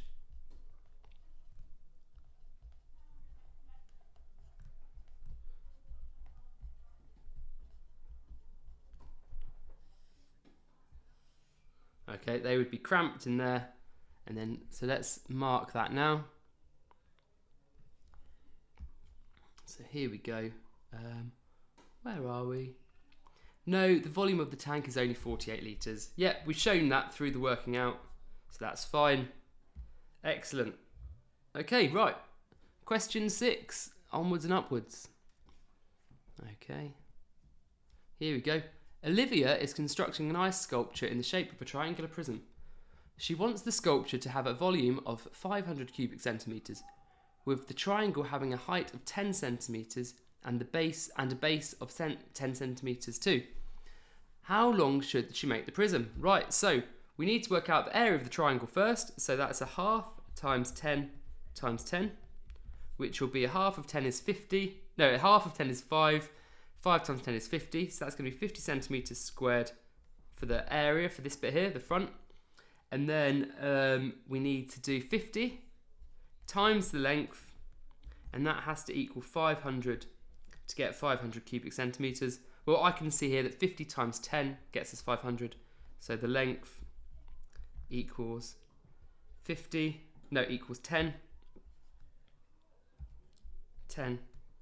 centimetres. Okay. Perfect. Right. Question 7. Jack is making homemade candles using a mould in the shape of a triangular prism. He wants each candle to have a volume of 300 ml. If the triangle has a base of 5 centimetres and a height of 6 centimetres, what should the height of each candle be? Right, so first of all, let's get the area of these triangle bases. So we've got a half times 5 times 6. So remember, with timesing, we can do it in any order. So I'm going to half the 6 actually. So half of 6 is 3. 3 times 5 is 15. So this is 15 centimetres squared for the area of the triangle.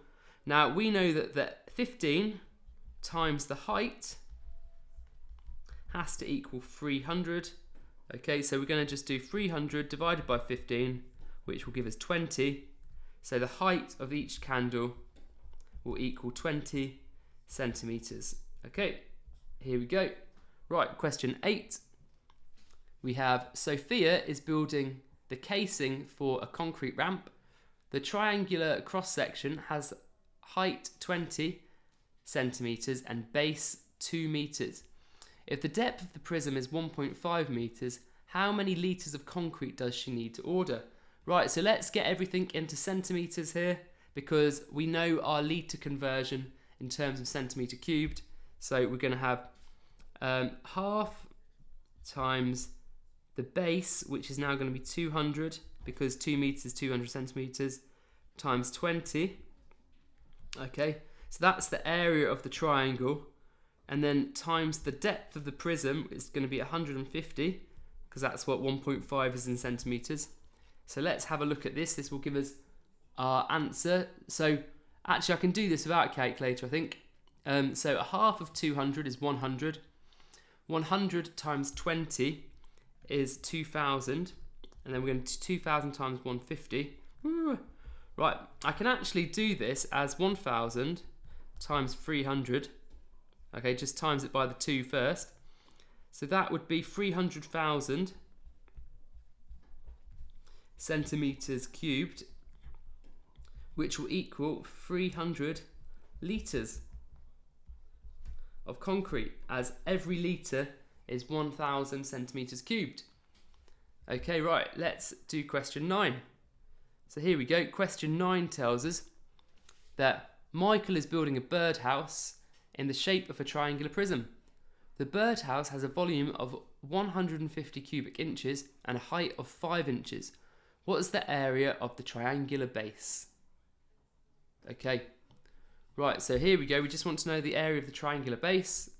So if the volume is that, so we know that area equals, no, we know that area times height equals volume. Okay, so the area is what we don't know. The area times 5 equals 150. Okay, so 150 divided by 5 will tell us the answer to this. 150 divided by 5 is 30, so the area equals 30 square inches. Okay, square inches. Okay, right. Question 10. Rebecca is making triangular tiles. She has a block of clay with length 10 centimeters, width 20 centimeters, and depth 10 centimeters. Okay. So the block of clay has width, length, and depth. So this block is a cuboid. Okay. Right, let's read the rest of the question. Her tile design takes the shape of a triangular prism of depth 2 centimeters and a triangular cross section with base 5 centimeters and height 4 centimeters. Okay, so that's the dimensions of the triangular cross section. How many tiles can she make? So let's first of all look at this block of clay to find out how much clay we have. So the volume of the clay, is going to be 10 times 20 times 10. Okay, that's a formula we're expected to know for the volume of a cuboid. So 10 times 10 is 100. 20 times 100 is 2000 centimeters cubed of clay. The volume of the prism, volatile, is going to be the area of the triangle, which is going to be a half, times 5 times 4, and then times the depth of the prism, which is 2. Okay, so a half times 4 is 2, 2 times 5 is 10. That's going to be 10 times 2 is 20, so that will give us the value of 20 centimeters cubed. Right, okay. So we know that one tile equals 20 centimeters cubed. Let me go up. We actually need the space here. So one tile is 20 centimeters cubed. So how many tiles takes up to 2000 centimeters cubed? Well, that's going to be, I know that 20 times 100 takes us to 2000. So it'll be 100 tiles that they can make. Okay, so that will be the answer to that. Now let's get this marked, and then we're going to topic 49, new territory. Okay, so we're going to go beyond what I did the other day, which is nice. I'm trying to do these in chunks of 5. That's my ambition. Okay, so let's do this. Mark scheme, that's what I want. Okay, and then I want this on the side. Okay, so question 6. We've got 10 centimeters long. Yep, perfect. 20 centimeters high. 300 liters. Wonderful. 30 square inches. Excellent. And 100 tiles. Wonderful, right. Okay, here we go. Question 49, new territory. Oh, and it'll be exciting when we're up to 50. Let's do this here. Okay, so volume of a cylinder, this topic. Okay, so here we go. We've got some bits of information here. Round answers to 2 decimal places. Use pi equals 3.14. 1 litre equals 1,000 centimetres cubed. 1 centimetre cubed equals 1 mil. So just some useful bits of information there. And the other useful bit of information is the volume of a cylinder, which again is area, which is area of circle times length. Okay, now we know the area of a circle is pi r squared. Okay, so these are the bits of information we're going to need for this. And so this is the volume of a cylinder, because it's just the same as a triangular prism. It's just the area of the face times the length through. Okay, so let's get cracking with this and see how this all goes. So, what is the volume? Sorry, I've got a Barocca in my moustache. Right, what is the volume of a cylinder with radius of 5 millimeters and a height of 10 millimeters? Okay, so here we go. So radius is 5, so it's going to be 3.14 times 5 times 5. That's for the circle. And then it's got a height of 10 millimeters, so we'll times 10, and that will give us the volume. Okay, so here we go. It's going to be quite calculator heavy, this one. 3.14 times 5 times 5. So that equals the volume, the area of the circle, and then times 10 to get the volume. Okay, so that will be 785 millimeters cubed. Okay, right. Question 2. If the radius of a cylinder is 3 centimeters and the length of the cylinder is 15 centimeters, what is the volume of the cylinder? Okay, so again, so we've got the radius already, so we've got the area of the circle is 3.14 times 3 times 3, and then we'll times that by 15, okay? And this will give us the volume of the cylinder. So 3.14 times, I'm going to do that as 9 because that's what 3 times 3 is. So that equals the area of the circle, and then times 15, it's going to be here. So we've got 423.9 centimeters cubed, and it says round to 2 decimal places if required. It's not required here, so we won't do that, but I'm just reminding myself for the future. So a cylinder has a volume of 500. Oh, we've been given the volume. A cylinder has a volume of 500 cubic meters. If the radius of the cylinder is 10 meters, what is the height of the cylinder? Okay, so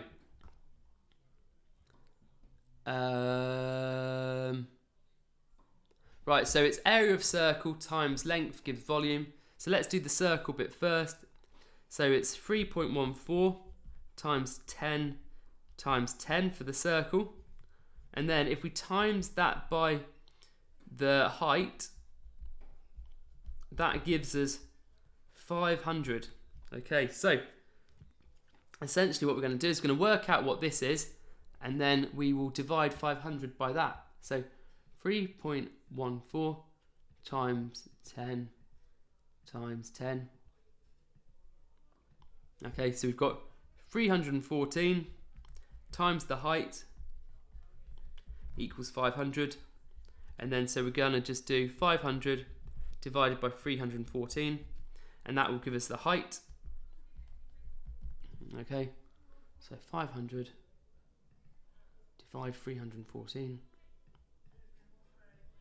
and that will be 159.2 to 4. Oh, no. I was thinking that's not right. That'd be much too big because, yeah, I divided it by 3.14. Let's try that again. 500 divided by 314. And here we go. So that's going to be 1.592, which equals 1.59 centimeters cubed to 2 dp. Okay. And that writing to 2 dp just tells the person that we've rounded it. Okay, right. Question 4. The volume of a cylinder is 40 cubic inches. If the radius of the cylinder is 2 inches, what is the length of the cylinder? Okay, so again, we need to work out the area of the circle first. So that's going to be 3.14 times 2 times 2, because we've been given the radius. And then if we times that by the length, that equals 40. So let's work out what this is. So that's 2 times 2, I know, is 4. So 4 times 3.14 is equal to 12.56. So 12.56 times the length equals 40. So do 40 divided by the 12.56, and that will give us the length. So 40 divided by 12.56. Okay, and that equals 3.1847 ... So length equals 3.18 inches. Oh, I just noticed. I said the last one was centimeters cubed. It's not. It's a length. It's just centimeters. So let's just get rid of that there. Sorry about that. Okay. Right. Question 5. A cylinder has a volume of 100 cubic feet. If the radius of the cylinder is 4 feet, what is the height of the cylinder? Okay, so here we go. The area of the circle is 3.14 times times 4 times 4. Okay, 3.14 times 4 times 4 for the area of the cylinder. For the area of the circle, times this by the height, and that will equal the volume of 100. So let's work out what this bit is. So 4 times 4 I know is 16, so I can just do 16 times 3.14.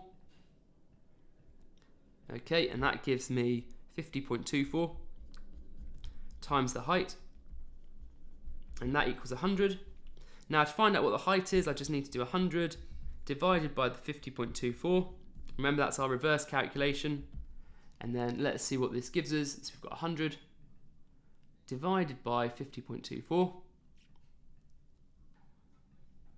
And this will equal 1.990. And then it's 2 decimal places. So that's going to be the height equals 1.99. And that is feet this time. Okay, there we go.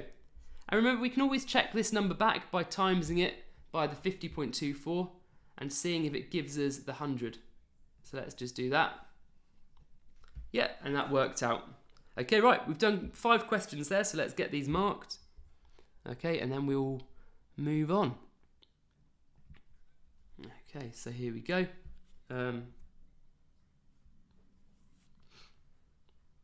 Right, so what do we have here? 785 cubic millimeters, perfect. 423.9 cubic centimeters, yep. We've got 1.59, 1.59 meters there. Oh yeah, they're right, I'm wrong. I added centimeters in out of my own choice in life, so that's not meant to be there. So 1.59 meters, 1.59 meters for question 3. Yep, cubic meters. Yeah, that's fine. Right, question 4.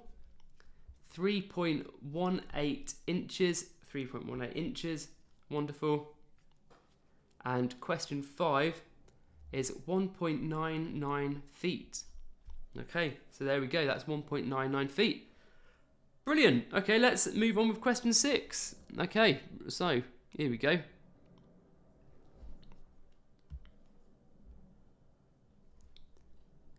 The volume of a cylinder is 50 cubic centimetres. If the radius of the container is 2 centimetres, what is the length of the container? Okay, so again, this is the same sort of thing as we've been doing. So the area of the circle is a half. What's it? Got a half times 4 times. Oh no, not. No, what am I doing? What am I doing? It's not a half. It's not a half. Ignore me. Ignore me. Okay, it's pi r squared. All right. So we've got here 3.14. I'm thinking so much about the triangles still. 3.14 times 2 times 2, because that's 2 squared, times the length. It's going to equal 50. Okay, so is that not exactly what we just did? Oh no.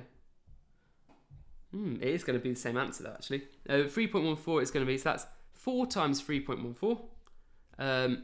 So what we've got here is oh no, wrong one. We've got 4 times 3.14. And that is 12.56 times length equals 50. So we can just do 50 divided by 12.56. Okay, and then say 50 divided by 12.56.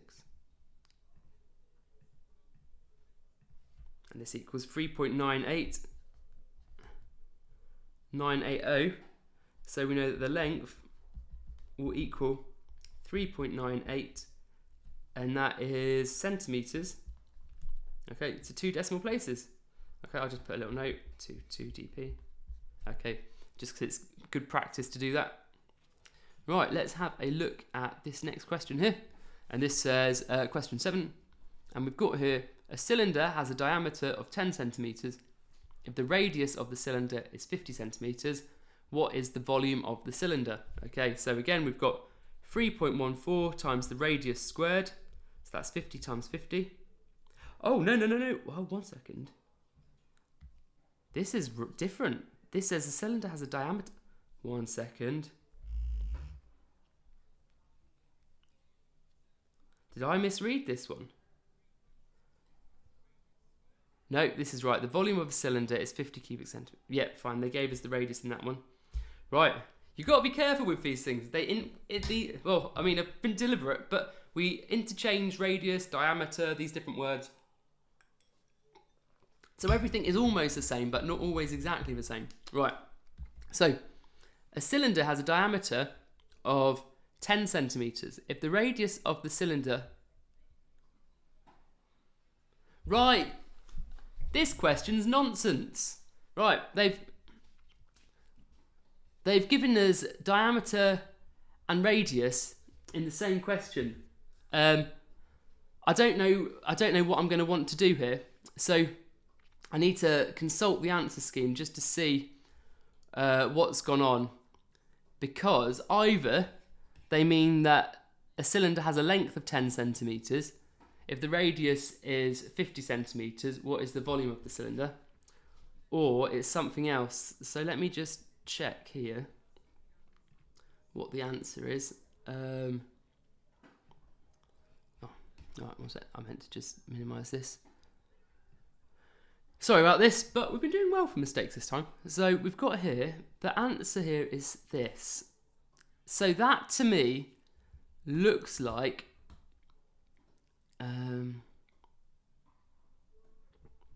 let's get out the calculator. So what we're doing is we'd have 3.14 times 50 times 50.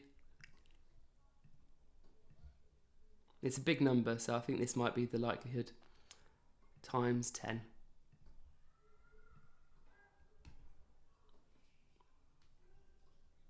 Nope, it's not that. That isn't what it was meant to be. So maybe it was, maybe this is meant to be the diameter. And so we've got 3.14 times 5 times 5, because that's how we get the diameter. And then times 50. Yeah, this is what I meant. So this is meant to be if the length Oh, what's that? So that's meant to say length there. So let's go change that. Okay. What page number was this? 227. Okay. So.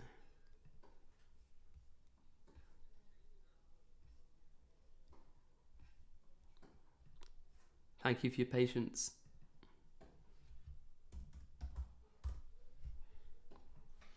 If the length of the cylinder is this, here we go. Right. Let's continue on with that. Hopefully that's not an error that continues through. Right. A cylinder has a diameter of 10 centimeters. If the length of the cylinder is this, what is the volume of the cylinder? So pi r squared. So the thing is that we need to know that the radius equals 5.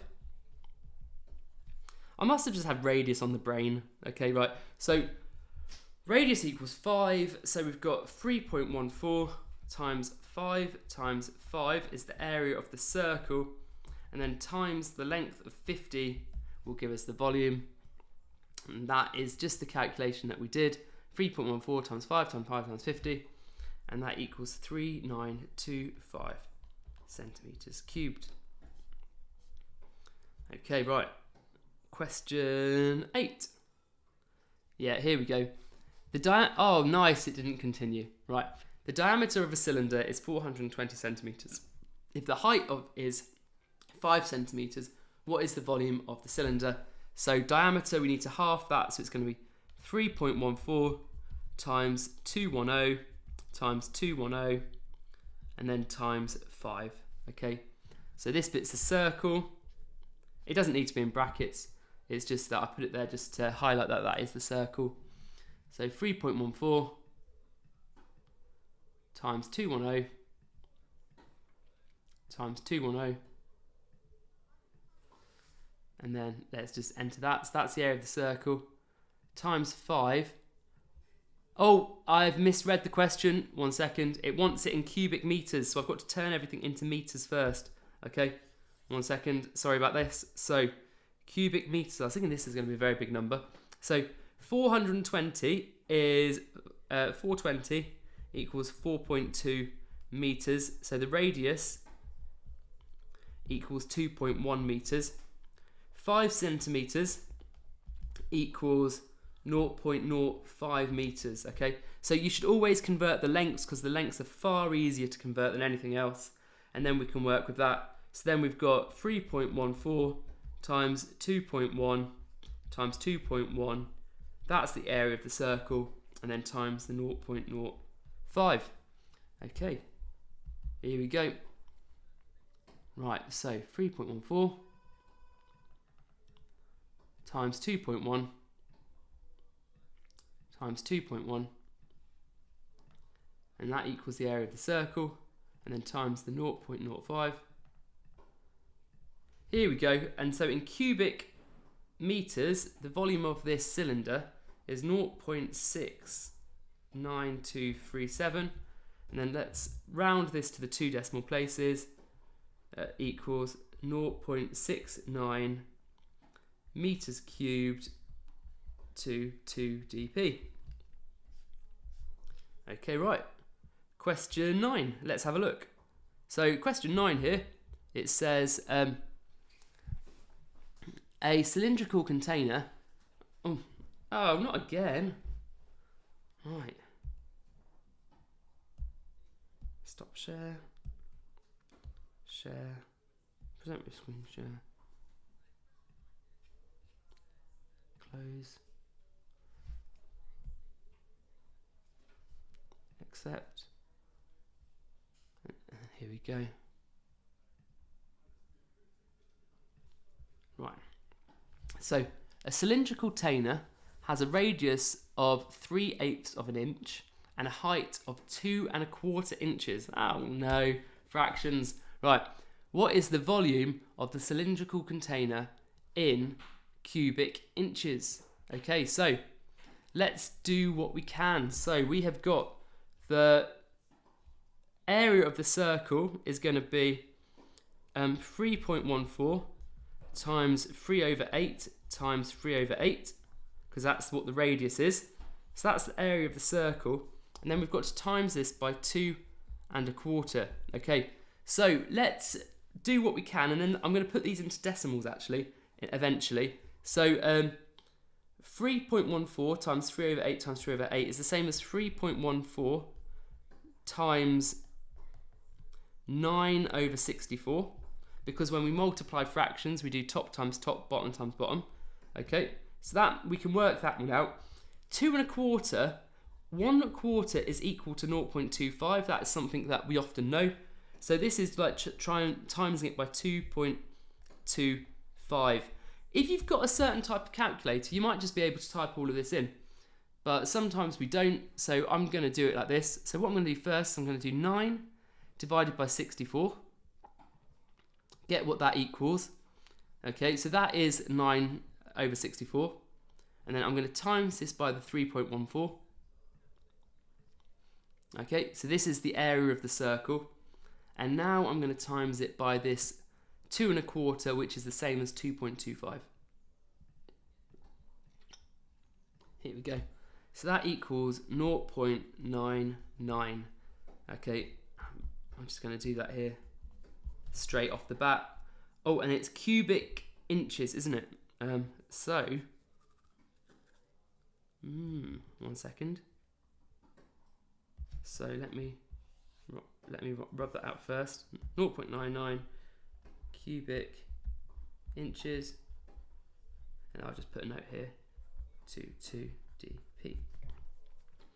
Okay, right. Question 10. We have got fractions again, and so here it says the cylindrical container has a radius of 7 over 10 of a meter and a height of 13/10 of a meter. What is the volume of the cylinder in cubic meters? Okay, so the radius is going to be, well, 7/10. Okay, actually, tenths are quite nice. 7 divided by 10 is just 0.7. Okay, so I'm going to do 3.14 times 0.7 times 0.7. Okay, so that's the circle. And then 13 over 10 is just 13 divided by 10. You might know it already. That's 1.3. Okay, and now what I can do is I can just type all of this into my calculator. So we've got 3.14 times 0.7 times 0.7. Okay, so that's the area of the circle. Okay, I might just make a note of that, 1.5386. And then if we times this by 1.3, this equals, oh, nice. So this equals 2.00 meters cubed to 2dp. It's important to put the 2 zeros there because that is what shows us that we have rounded it as opposed to it just naturally being 2. Okay, so let's get these marked. Here we go. So question 6, what we've got is, here we go.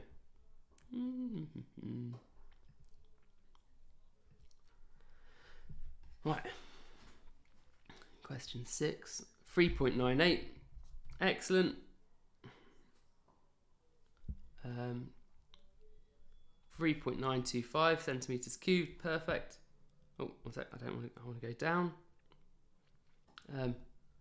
0.69 meters cubed, yeah, cubic meters, same thing.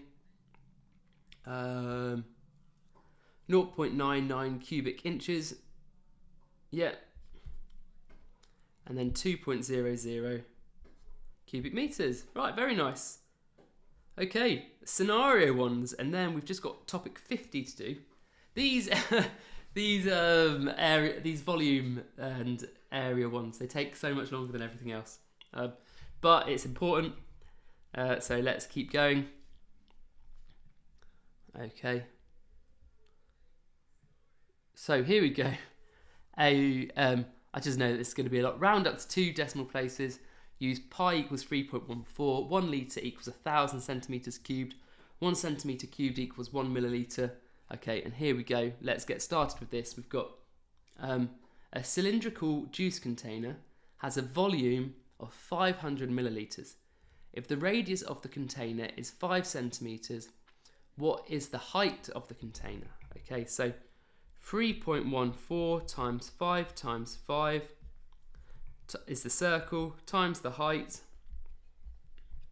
equals 500, and then we'll do 500 divided by whatever this gives. Okay, so 3.14 times 5 equals this.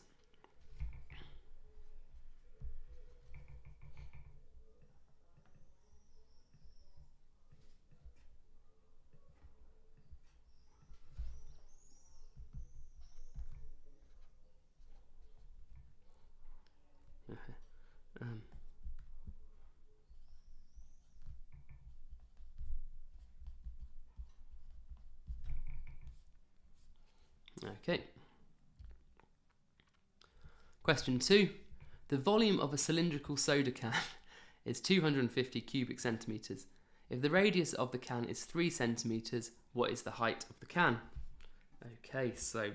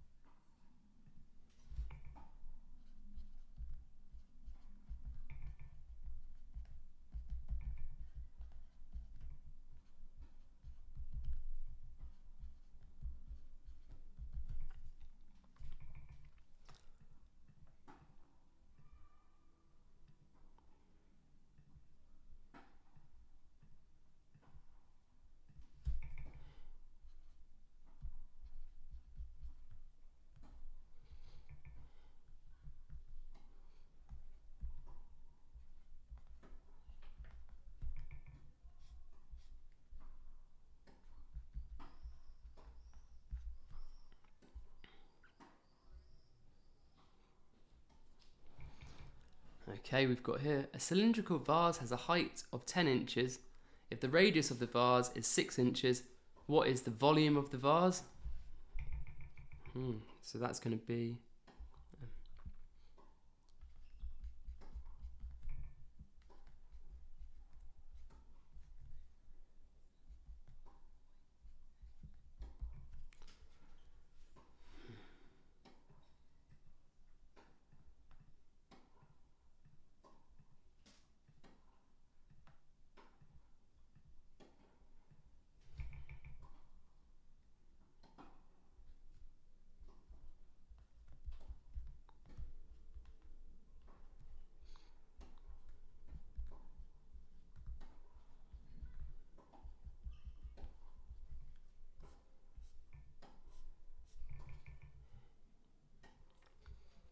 question 4.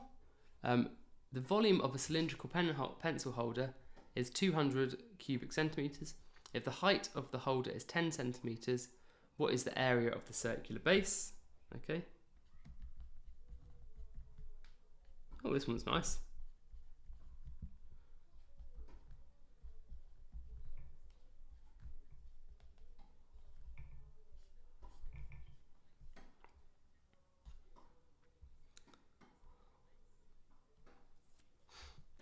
A cylindrical coffee mug has a height of 100 millilitres. No, it doesn't. Oh, millimetres. Yeah, of course it does. Right. A cylindrical coffee cup has a height of 100 millimetres. If the radius of the mug is 35 millimetres, what is the volume of the mug? Okay. So we've got... Oh, in centimetres cubed. There's a trick.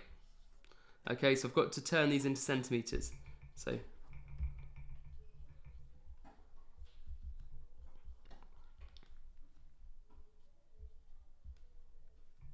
my gosh.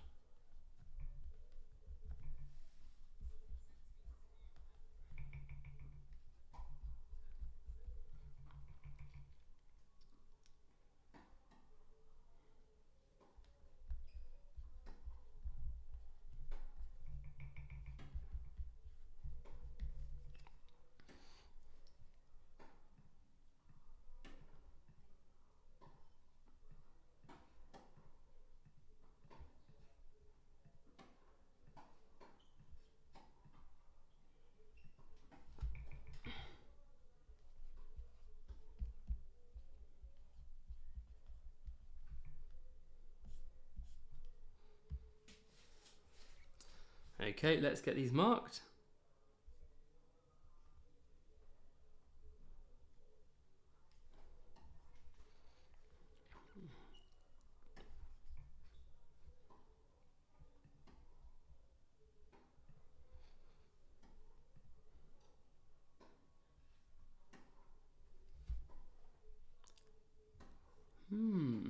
Oh, we've got a discrepancy. This says to 2 decimal places, and these have been rounded to 1. I think it's going to be easier just to change this to round to 1 decimal place. Not that that's how I'm doing it, but I think in this scenario.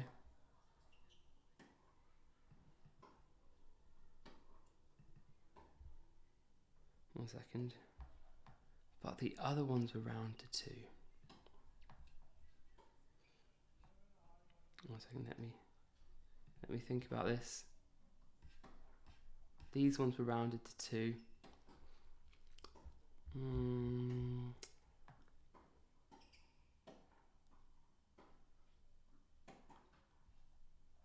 Which one shall I go for? Change the answers or change the questions? Let's change the questions. So we want scenario.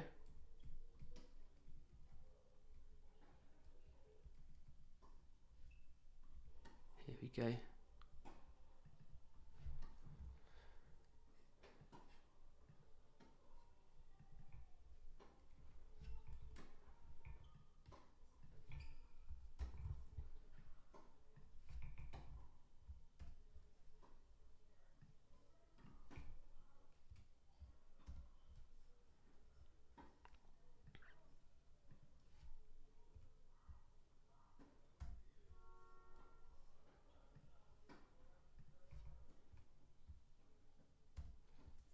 Okay. Here we go. So now let's get back to business. Okay. Right, so this would be correct because this would round to 6.4. Okay, so let me just get rid of that. Oh, that effort, 6.4. And that's centimetres to 1 dB. Oh my gosh.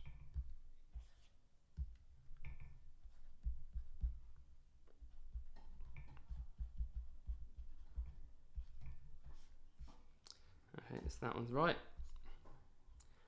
I was rounding all of these, wasn't I? 8.8, yeah.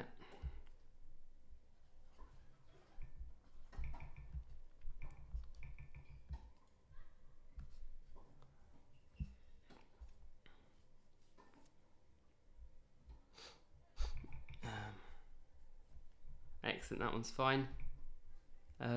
We didn't need this extra bit, but it's there. We've done it. That one's fine.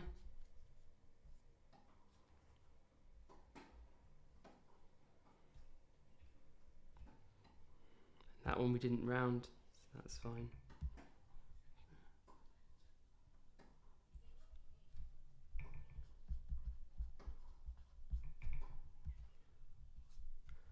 Okay, right, let's have a go with number 6.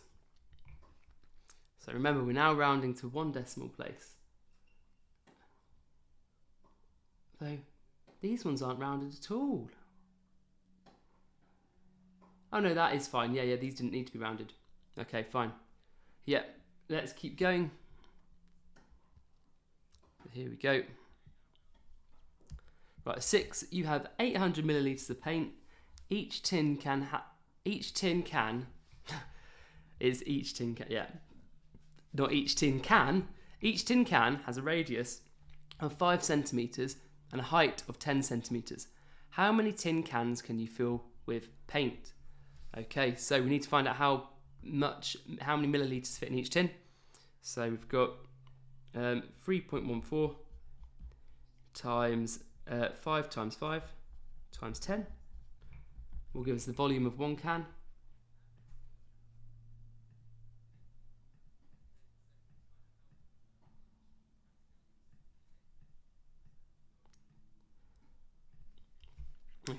that's 785 centimeters cubed equals 785 mil. So that's just one can, just one can. That looks like I can, one can. Okay, question 7. You have 1.5 litres of cola. Each soda can has a radius of 3 centimetres and a height of 11 centimetres. How many soda cans can you fill with cola? Okay, so 1.5 litres is 1,500 centimetres cubed. We'll need that bit of information. And then we've got here 3.14 times 3 times 3 for the area of the circle times the 11 will give us the volume.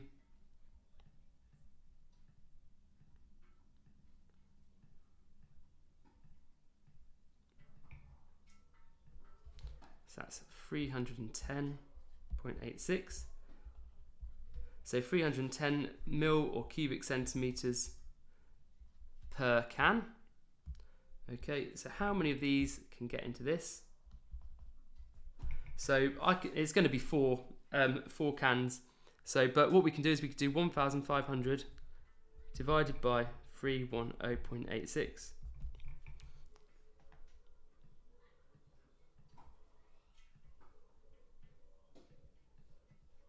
To find out how many times it fits in. And it fits in 4.8 times, but that means we're only going to fill 4 full cans. So 4 cans. Okay. Question 8. You have 500 cubic inches of cookie dough. Each cylindrical cookie has a radius of 6 inches and a height of 0.5 inches. How many cookies can you make with the dough? Okay, so everything's in inches, that's fine. So we have got 3.14 times 6 times 6 times, well, that's a circle, and then times 0.5 for the depth. Okay, so here we go. 3. times 6 times 6 times 0.5. So each cookie uses this much dough. And then let's find out how many times 56.52 fits into 500. So we do 500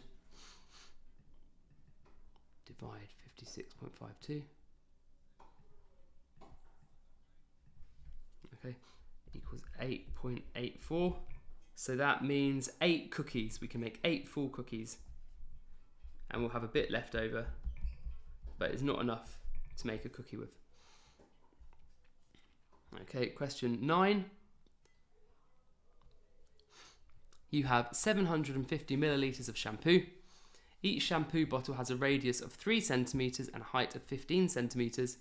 How many shampoo bottles can you fill with shampoo? It's a lot of shampoos. Okay, right, so we've got 3.14 times 3 times 3 times 15, and that will give us the height in cubic centimetres, which are the same as millilitres even. 3.14 times 3 times 3 times 15, and that equals 423. Right, I can see that there's only enough space for 1 in there, because 2 times that would be in the 800s, so I can just say 1 bottle. And in question 10, you have 1 litre of olive oil and a supply of cylindrical bottles. The bottles have a radius of 7 centimetres and a height of 20 centimetres. Okay, I'm just going to go change that, page 233, because it's not good to have the things on different lines. Okay, here we go. Right, that's that changed. Okay, so here we go. We're going to have 1 litre is 1,000 centimetres cubed. So let's go with this. So the bottles have a radius of 7. Oh, they're big. I don't even know if we'll fill one of them. All right, 3.14 times 7 times 7 times 20. So remember that bit's the circle times the length. 3.1.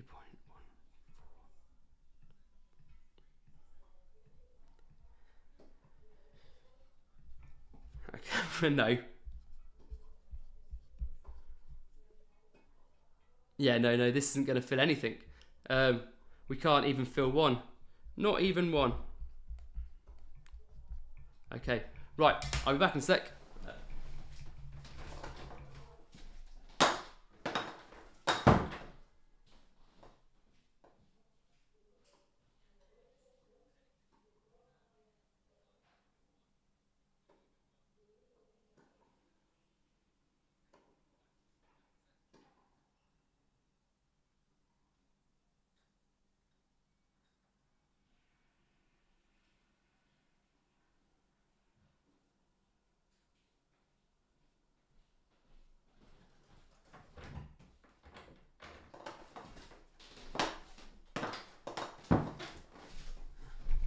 Okay, right, so let's get these questions marked.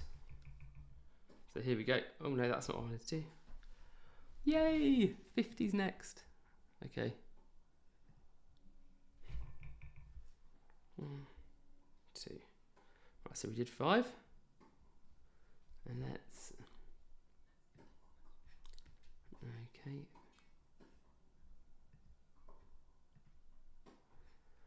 Okay, so here we've got 1 can. Yeah. 4 cans. Yeah.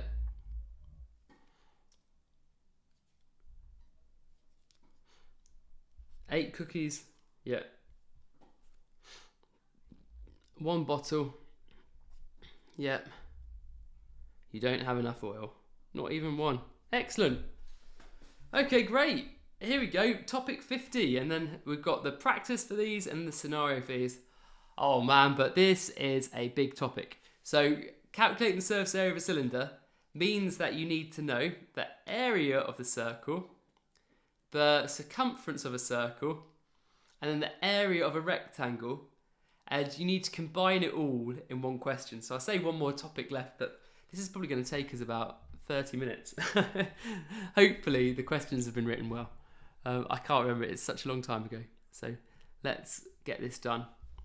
So here we go, we've got calculate the surface area of a cylinder if the radius is 8 centimeters, the height is 12 and the height is 12 centimeters.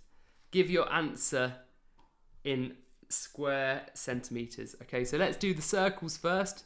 So the area of the circles is 3.14 times 8 times 8, and there's 2 of them, so we'll just times that by 2. In fact, I'm just going to write this all out like this first, and then the rectangle, the curved surface area is basically the diameter, the circumference. Okay, so because this bit wraps around like this, so this is the circumference. So this is 2 pi r. So 2 pi times radius, or radius times diameter. And then this measurement is the height, okay? Height here. So in this case, this is 12, and 2 pi r is going to be 16. Well, it's going to be 2 times 3.14 times 8, okay? Because that's all that. And then we're just going to add these things together. So I'm going to get out the calculator and work out these bits, and then we'll just add that all together. So we've got here 3.14. And then I'm just going to do times 64 and then times that by 2.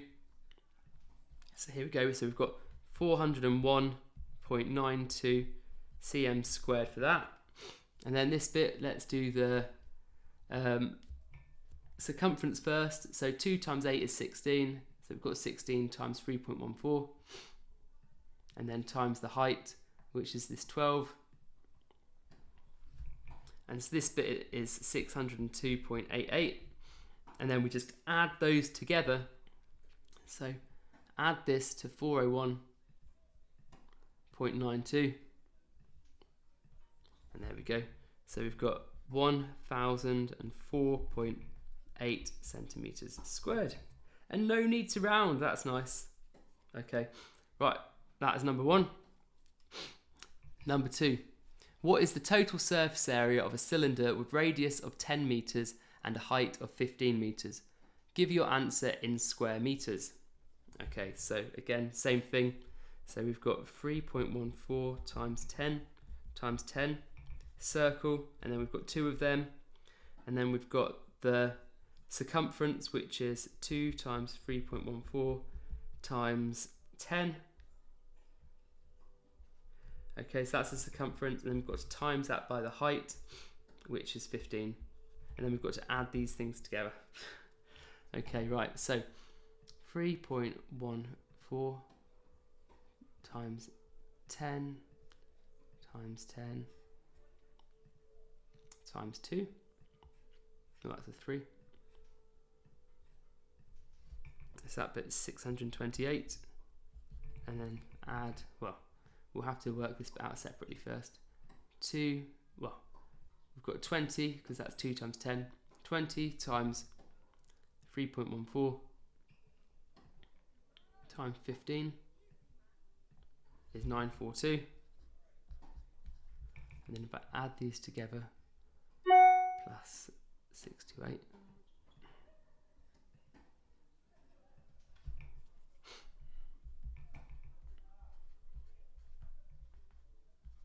Remember, it's just an area, so it's just the flat surfaces. So here we go.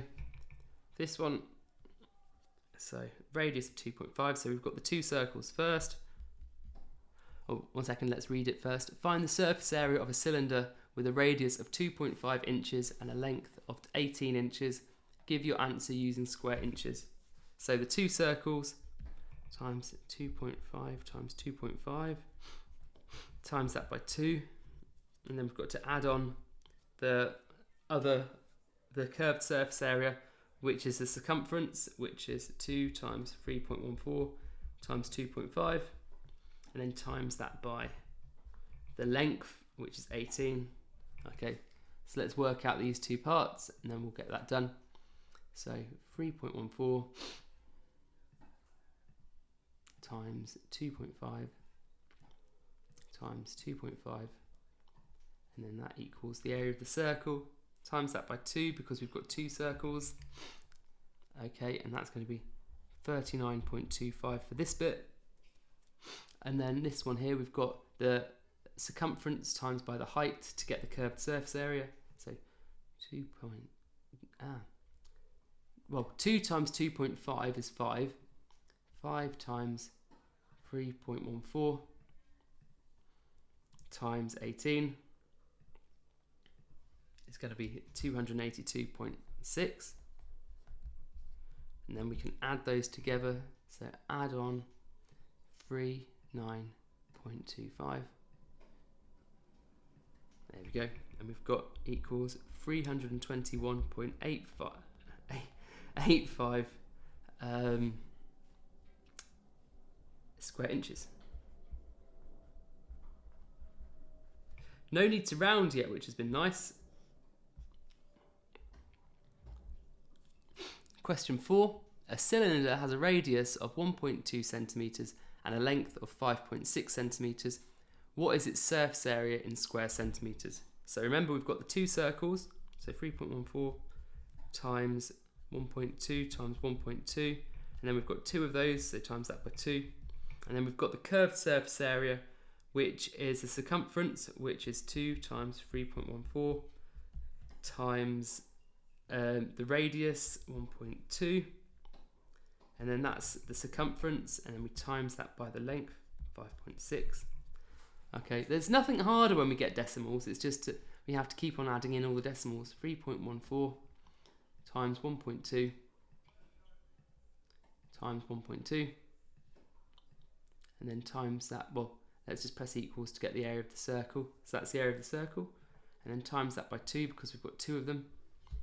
There we go. So that's 9.0432. Oh, it might be our first thing that we need to round. And then we've got here 2 times 3.14 times 1.2. Okay, that's the circumference.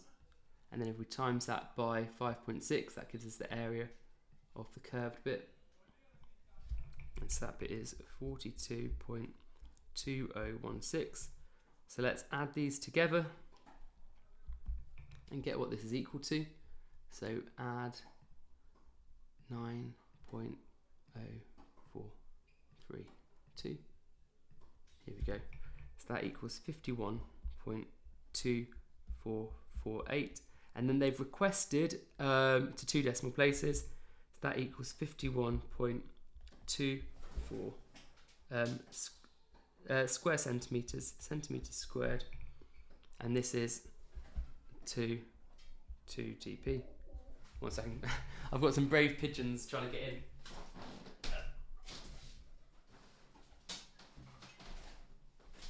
There we go. I've just had to lower the window a little bit. Right. Question 5. Here we go. It says, calculate the surface area of a cylinder if the diameter... Oh, they've changed it to the diameter. So we need to halve that first to get the radius. If the diameter is 10.4 millimeters and the height is 12.6 millimeters, give your answer using square millimeters. Okay, so the circle will be 3.14 times 5.2 times 5.2. Okay, and then there's 2 of those, so we'll times that by 2. And then we've got to add on the curved surface area, which this time is just 3.14 times the diameter, 10.4, and then it will times that by the height to get that rectangle that bends round. So that's 12.6. Okay, right. Here we go. So when the calculations get this long, it's so easy to make a small mistake. So hopefully I haven't slipped up anywhere with what I've been typing in. So that's the circle, times it by 2. So that's this bit here, 169.8112. And then we add on this bit here. So we're going to go 3.14 times 10.4 times 12.6. Okay, so there we go. 411.4656. Okay, I think we'll get this opportunity to round again this time as well. So let's add those together.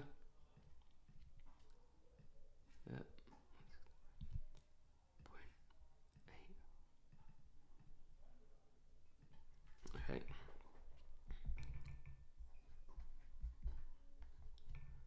Okay, and that's going to be 28 millimeters squared to 2 dp. Right, let's get these ones marked. See if I'm on the right track.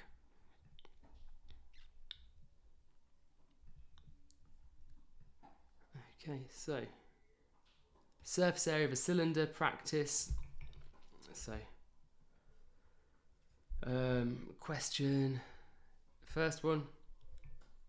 Yep, this is correct. Yep, this one's right as well. Yep, this one's correct. This is very good news. This one's correct, 51.24 centimeters squared. And this one is correct as well. Wonderful. Okay, right, question 6.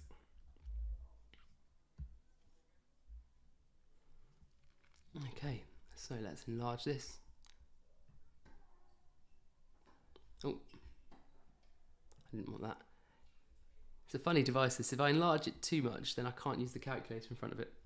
Okay, so a cylinder has a diameter of 4 inches and a length of 9.5 inches. What is the total surface area in square inches? So they're given us the diameter again.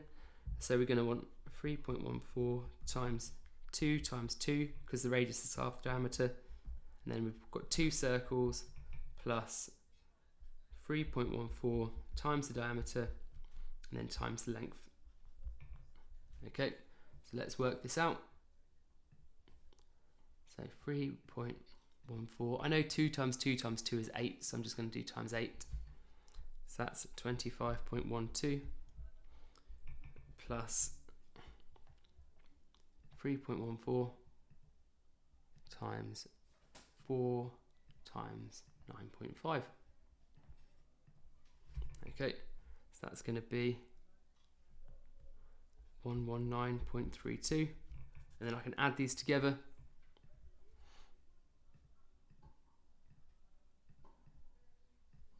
Okay, that equals 144.44. Nice though, no need to round this time. Square inches. So here we go. We can do that. Question 7. We've got here practice questions, round answers to 2 decimal places. Right, question 7. Find the total surface area of a cylinder with a circumference of... Oh, they've given us a circumference. Oh no, that's not a blessing. Okay, right, if they've given us the circumference, that means we need to work back to find the radius so that we can then find the area of the circle. So it is kind of helpful. We know that this bit's covered, so that's going to be 25.12 times 16 to get that bit. So that's the curved surface area, the CS. So then to get the diameter, 1 second, so if the circumference is 25.12, we know that 3.14 times the diameter equals 25.12.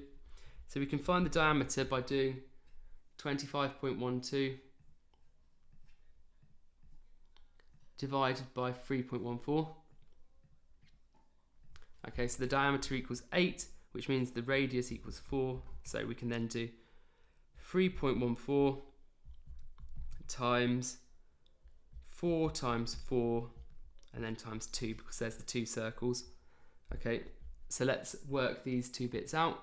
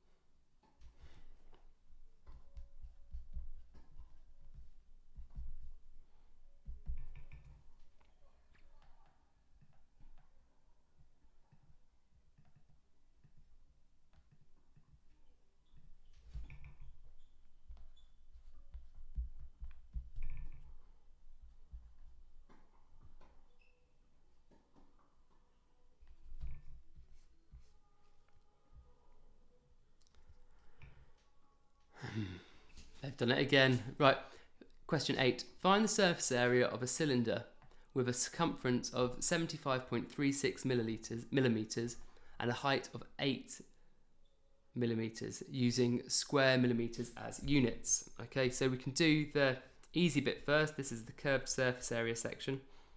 I don't think CS really helps with that. Let me just do that. So we've got here 75.36 times the height. Okay, so that's that bit. But then if we know that 3.14 times the diameter equals the circumference, which is 75.36, we can work out the diameter from here by doing 75.36 divided by 3.14. So that's 24. So if the diameter is 24, the radius is 12. So we've got here 3.14 times 12 times 12, and that times 2 for the area of the circles, and then we've got to add it on to this bit here, which is the area of the curved surface area. So 3.14 times, I know that 12 times 12 is 144, so I'm going to just do that, times that by 2. So that's 904.32, and we've got to add on this bit here, which is 75.36 times 8. So that's 602.88. And then we can get what that is. So add on the 904.32. Okay, there we go. We've got 1507.2. Nice. And this is millimeters squared. Okay, right. 2 more rounds in the practice section and then we can see what's going on. So we've got here question 9 is a cylinder has a radius of 2.25 and a height of 7.5. Oh, great, excellent. What is the total surface? We're back to the non-reverse ones. A cylinder has a radius of 2.25 centimetre and a height of 7.5 centimetre. What is the total surface area rounded to 2 decimal places in square meters? Okay, in square centimetres. Fine. So we have got 3.14 times 2.25 times 2.25 times 2, because that's the circles. And then we've got plus the radius we've got, so we've got to do 2 times 3.14 times the radius to get the circumference. Okay, and we're going to times that by 7.5, and then we'll add these together to get the complete surface area. So we've got 3.14 times 2.25 times 2.25 times 2. So there we go, we've got here 31.7925. Okay, and then we're going to add on this one here, so it's got 2 times 3.14 times 2.25 times 7.5. Okay, 105.975. So let's add these together and see what we get, and then we can round it to 2 decimal places. So add on the 31.7925. We've got here 137.767, which is 137.77 centimeters squared, and then just put to 2 dp because that's what they've asked for. And finally, question 10. Okay, so fractions. Okay, right. So find the surface area of a vase with a radius of 5 2/5 centimeters and a height of 7 3/4 centimeters. Right. So 2/5, 2 divided by 5 is just 0.4. So we're going to change this to 0.5.4. So this is 3.14 times 5.4 times 5.4. And then that's the circle, and then we want 2 of them. And then we're going to do the circumference, which is going to be 2 times 3.14 times 5.4. And then the height, 3/4, you might know it, you might not. 3/4 of an hour, well no, it doesn't help because an hour's out of 60. 3/4 is 3 divided by 4, which is 0.75. So we're timesing this by 7.75. You might have a calculator that allows you to type in these numbers. I just know that when people often do functional skills online, you get given a little calculator like this. Okay, so let's work this out here. So we've got 3.14 times 5.4 times 5.4 times 2. So here we go, that's 183.1248. And then we've got over here 2 times 3.14 times 5.4. Okay, and then times the height.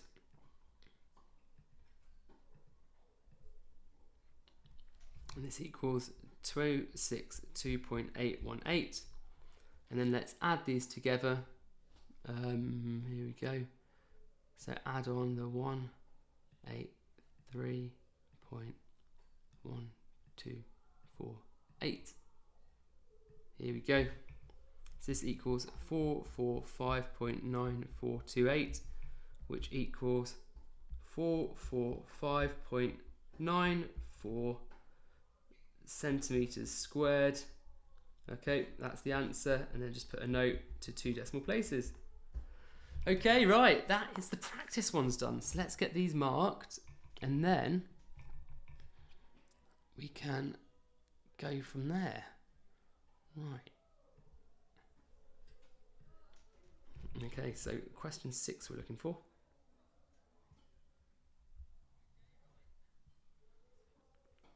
So question 6 is 144.44 square inches. Excellent.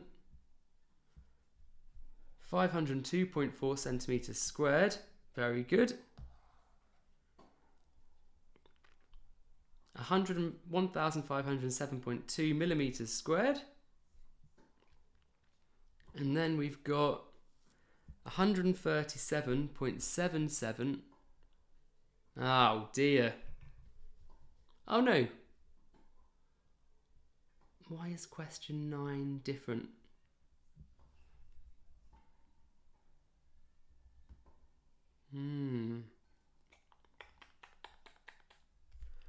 Who's wrong? Them or me? Right. Have I done anything wrong here? So the radius, a cylinder has a radius of 2.25 and a height of 7.5 centimeters. What is the total surface area rounded to 2 decimal places in square centimeters? Okay, so we're definitely in the practice section. They've definitely got, well, me in the past definitely put 149.54, and today I have got this. Right, so let me just, I'm going to use my scientific calculator for this one, because I'm just going to type in the whole thing into the scientific calculator and see what we get. So we have got the 2 circles, which is 3.14 times 2.25 times 2.25 times 2. I'm just going to put the brackets around that. I don't need to, but I'm doing it just because it makes me feel comfortable. I don't know why it does. And then we've got here 2 times 3.14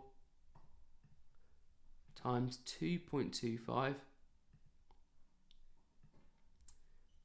times 7.5. Right. And that definitely equals 137.7675. Okay, I'll just add those numbers there. 7, 6, 7, 6, 7, 5. So, this agrees with me, but this is my working out from today. I think I'm correct today. I don't think I've missed anything out.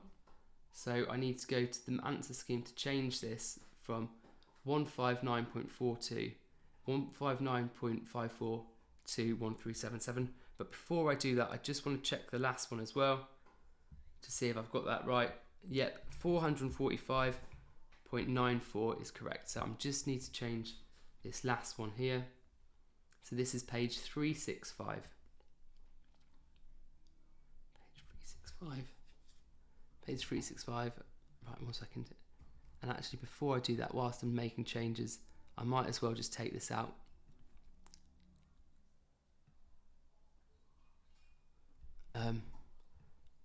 I want to just put this here because it says up there it's unnecessary. It is just a little bit weird that it did it. Okay, and then we want 365.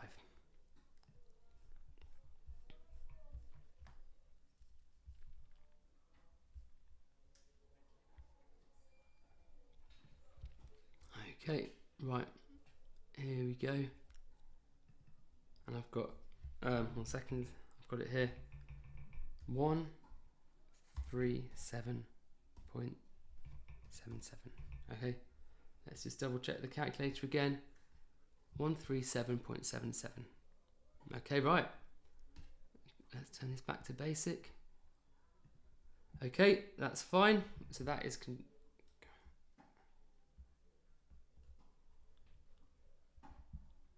okay, so right, last round then for today, 50 scenario.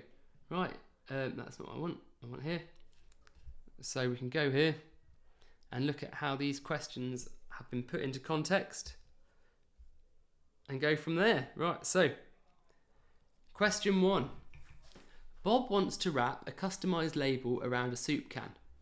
In order to ensure that the label fits perfectly, he needs to know the curved surface area of the can. The radius of the can is 4 centimeters and the height is 10 centimeters. What is the curved surface area of the can? Well, this is nice. They only want us to do one thing, which is great. So what that's going to involve is that's going to be 2 times 3.14 times the radius to get the circumference, which is 4, okay, and then times by the height of the can, which is 10. Okay, so here we go. We've got our calculator back here. So 2 times 4 is 8, times 10 is 80. So this is 80 times 3.14, which is 2512.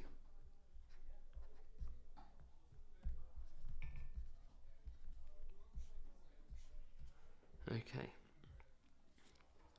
Question 2, we've got Fatima is painting a curved edge and bottom circle of a cylindrical water tank.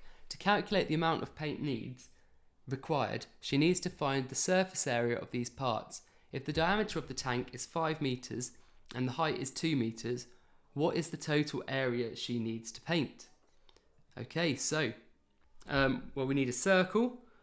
We've got the diameter, so we need 3.14 times half of the diameter, which is 2.5 times 2.5. She's only painting the bottom circle.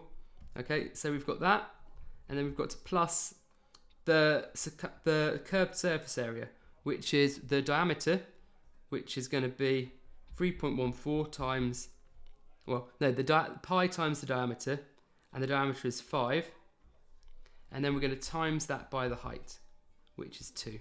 Okay, so let's work this one out. So here we go. 3.14 times 2.5 times 2.5. So that's,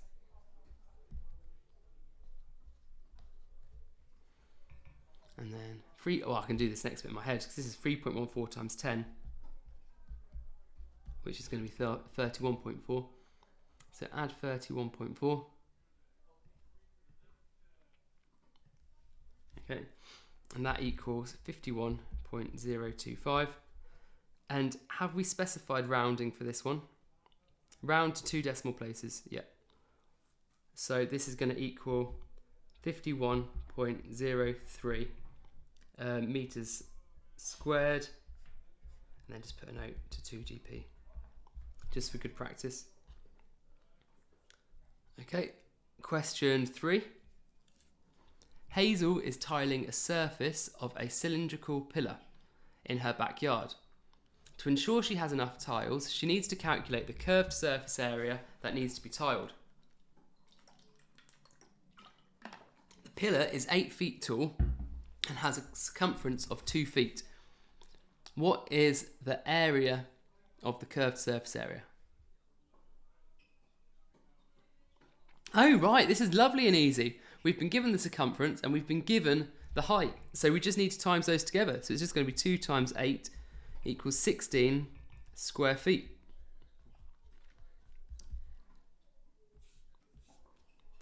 Oh, what a lovely question. Question 4. John wants to cover a cylindrical container with 2 stickers. One for the circular edge on the top and one for the curved edge. The diameter of the container is 12 centimeters and the height is 20. Calculate the combined area of the 2 stickers. So it's the diameter we've been given, so it's 3.14 times 6 times 6, and we only want 1 sticker for the top, and then plus 3.14 times the diameter, which is 12, times the height, which is also 12. No, which is 20. Okay, so let's work these things out.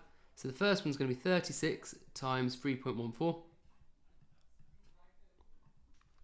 So that's 113.04. And the next one is, I'm just going to type these ones in. 3.14 times 12 times 20. And that's 753.6. Then if I add these together, add 113.6 0.04. This is going to equal 866.64. And that is centimetres squared because it's in centimetres. Oh, and no need to round because it came to 2 decimal places.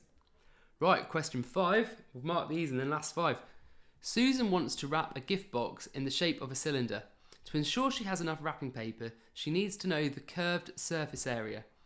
The height of the box is 8 inches and the radius is 3 inches. Determine the curved surface area. Fine. Okay, so that's going to be 2 times 3.14 times 3, because it's circumference with the radius. And then we've got to times that by the height, which is 8. And that will give us our answer. So here we go. So 2 times 3 is 6, so I can do, and 6 times 8 is 48. So I can just do, no, is it? Is 6 times 8 48? So I'm having a blank. I think, yeah, 6 times 8 is 48, so times that by 3.14. There we go, so that'll be 150.72 square inches. Okay, and then I can mark these, and then let's see. So good, number 50, amazing. Right, so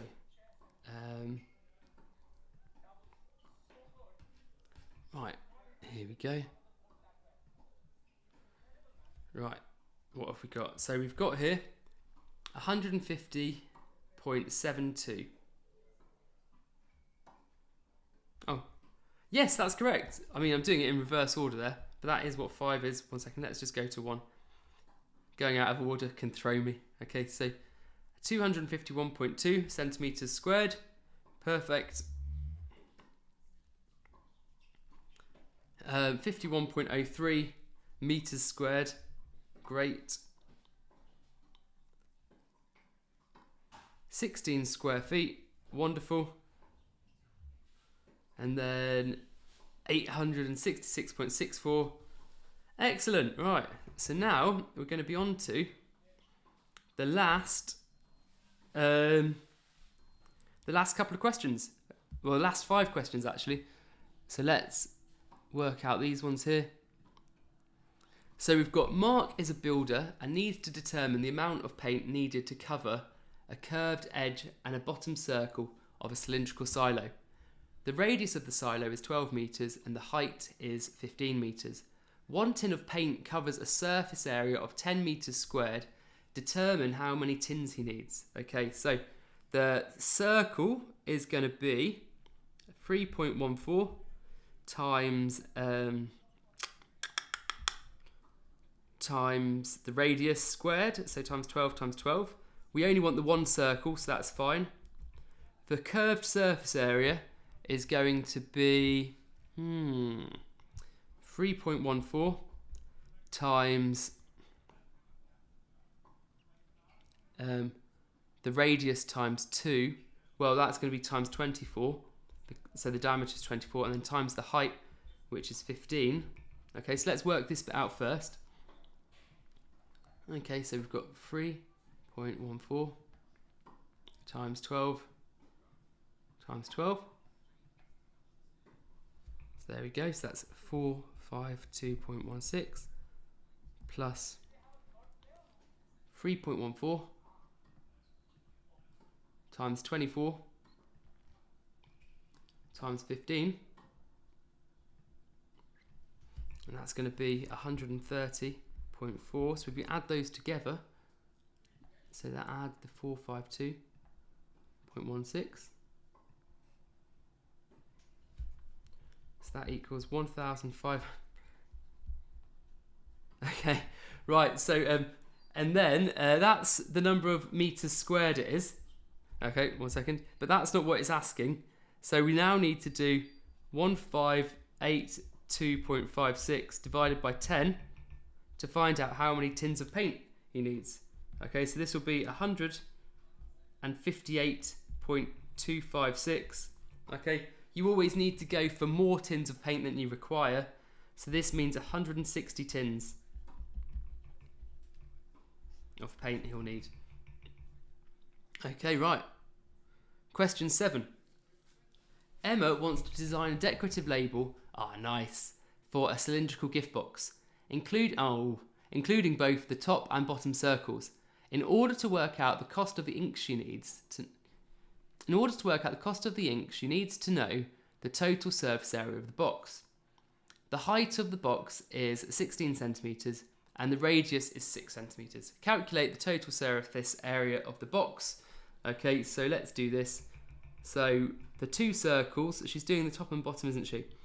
So we've got 3.14 times 6 times 6, and then times that by 2. And then the curved surface area is 2 times pi, which is 3.14, times 6 to get the circumference, and then times it by the height of the box, which is 16. Okay, let's work these bits out. So we've got 3.14 times 6 times 6 times 2. So that's this bit here. This is 226.08 centimeters squared for that bit. And the other bit is we've got, 2 times 6 is 12. So we've got 3.14 times 12 times 16. And that's going to be 602.88. Then if I add this to the 226.08,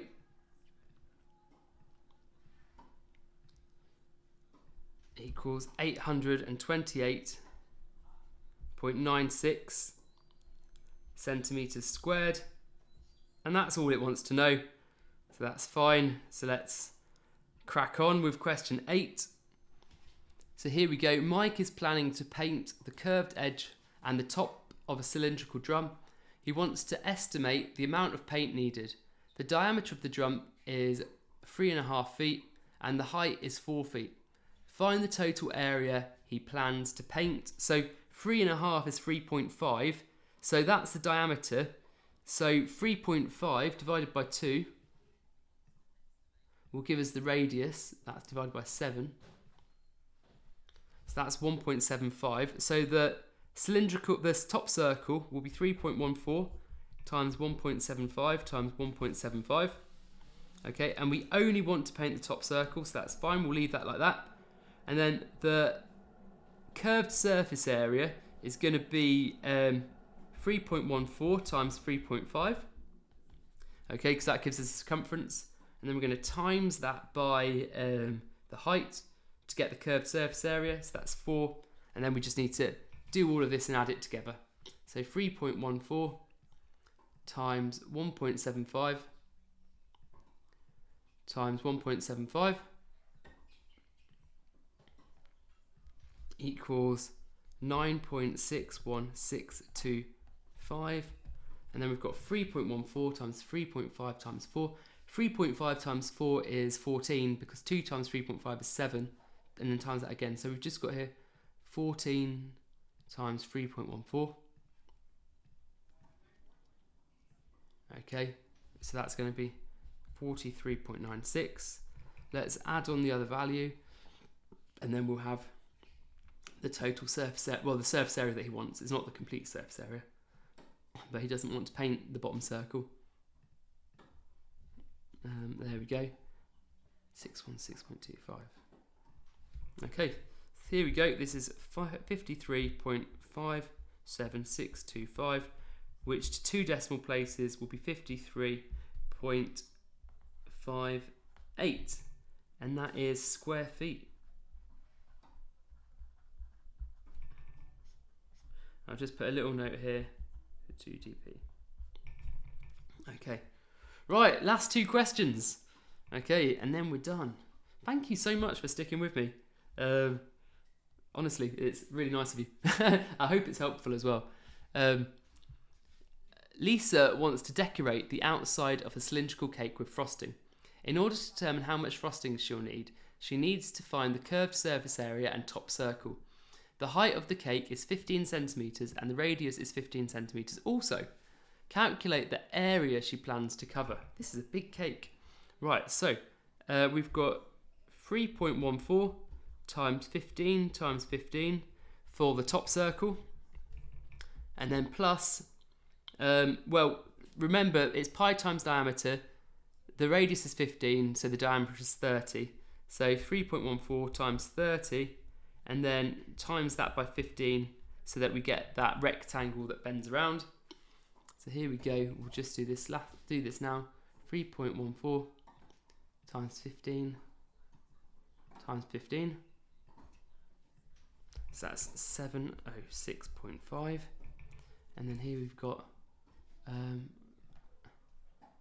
3.14 times 30 times 15. Okay, and that's 1413. And if I add those together,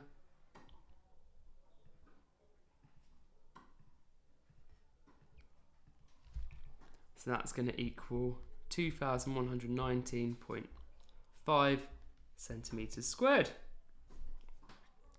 Okay, right, last question for today. Well, for this session. I am going to try and do one later. Jason wants to replace the label on the curved side of a cylinder. The height of the container is 10 centimeters and the radius is 6 centimeters.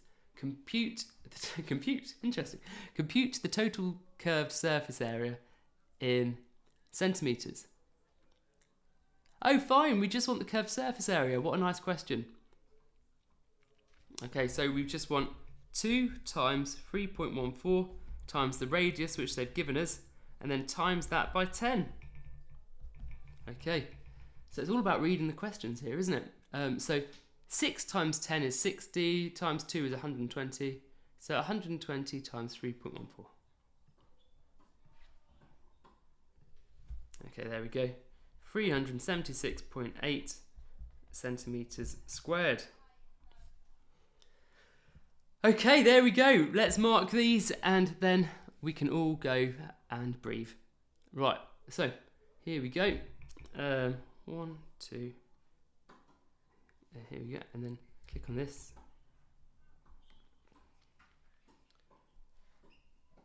Oh no! They're absolutely right there. I don't know why I said 160 tins. That's 159 that rounds up to. We don't have to round up to the nearest 10 tins. Okay. Okay, that's good though. Well done for the past. Question 7 is 800. Yep, perfect. Nicely agreeing. 553.58. Yep. 219.5. Wonderful. And 376.8. Okay, great. Right, well, thank you so much for joining me today. So this was part 9, topics 46 to 50. And I think we're pretty much now out of the woods with the really difficult space and shape stuff. Oh, no. Just one more round of surface area of a cuboid. But I think then after that, that might be it for space and shape. So these are the topics that take a little bit longer. Remember, if you do need any extra help on these topics, you can, where are we? You can use these QR codes up here, and that would be great. If you've watched the video and it's been good, if you could give me a like as well, that would be very nice. But otherwise, other things that you can do are just the website as well. Remember that all the worksheets are here. So great, thank you so much for your time today, and I hope this is useful. It's been really helpful for me for getting this book ready, and hopefully the book is going to be ready for you to buy in a short couple of weeks, as I'm pretty confident with all of the final steps of the editing. Okay, well, thanks again for watching, and I will see you in another video. Okay, cheers, bye.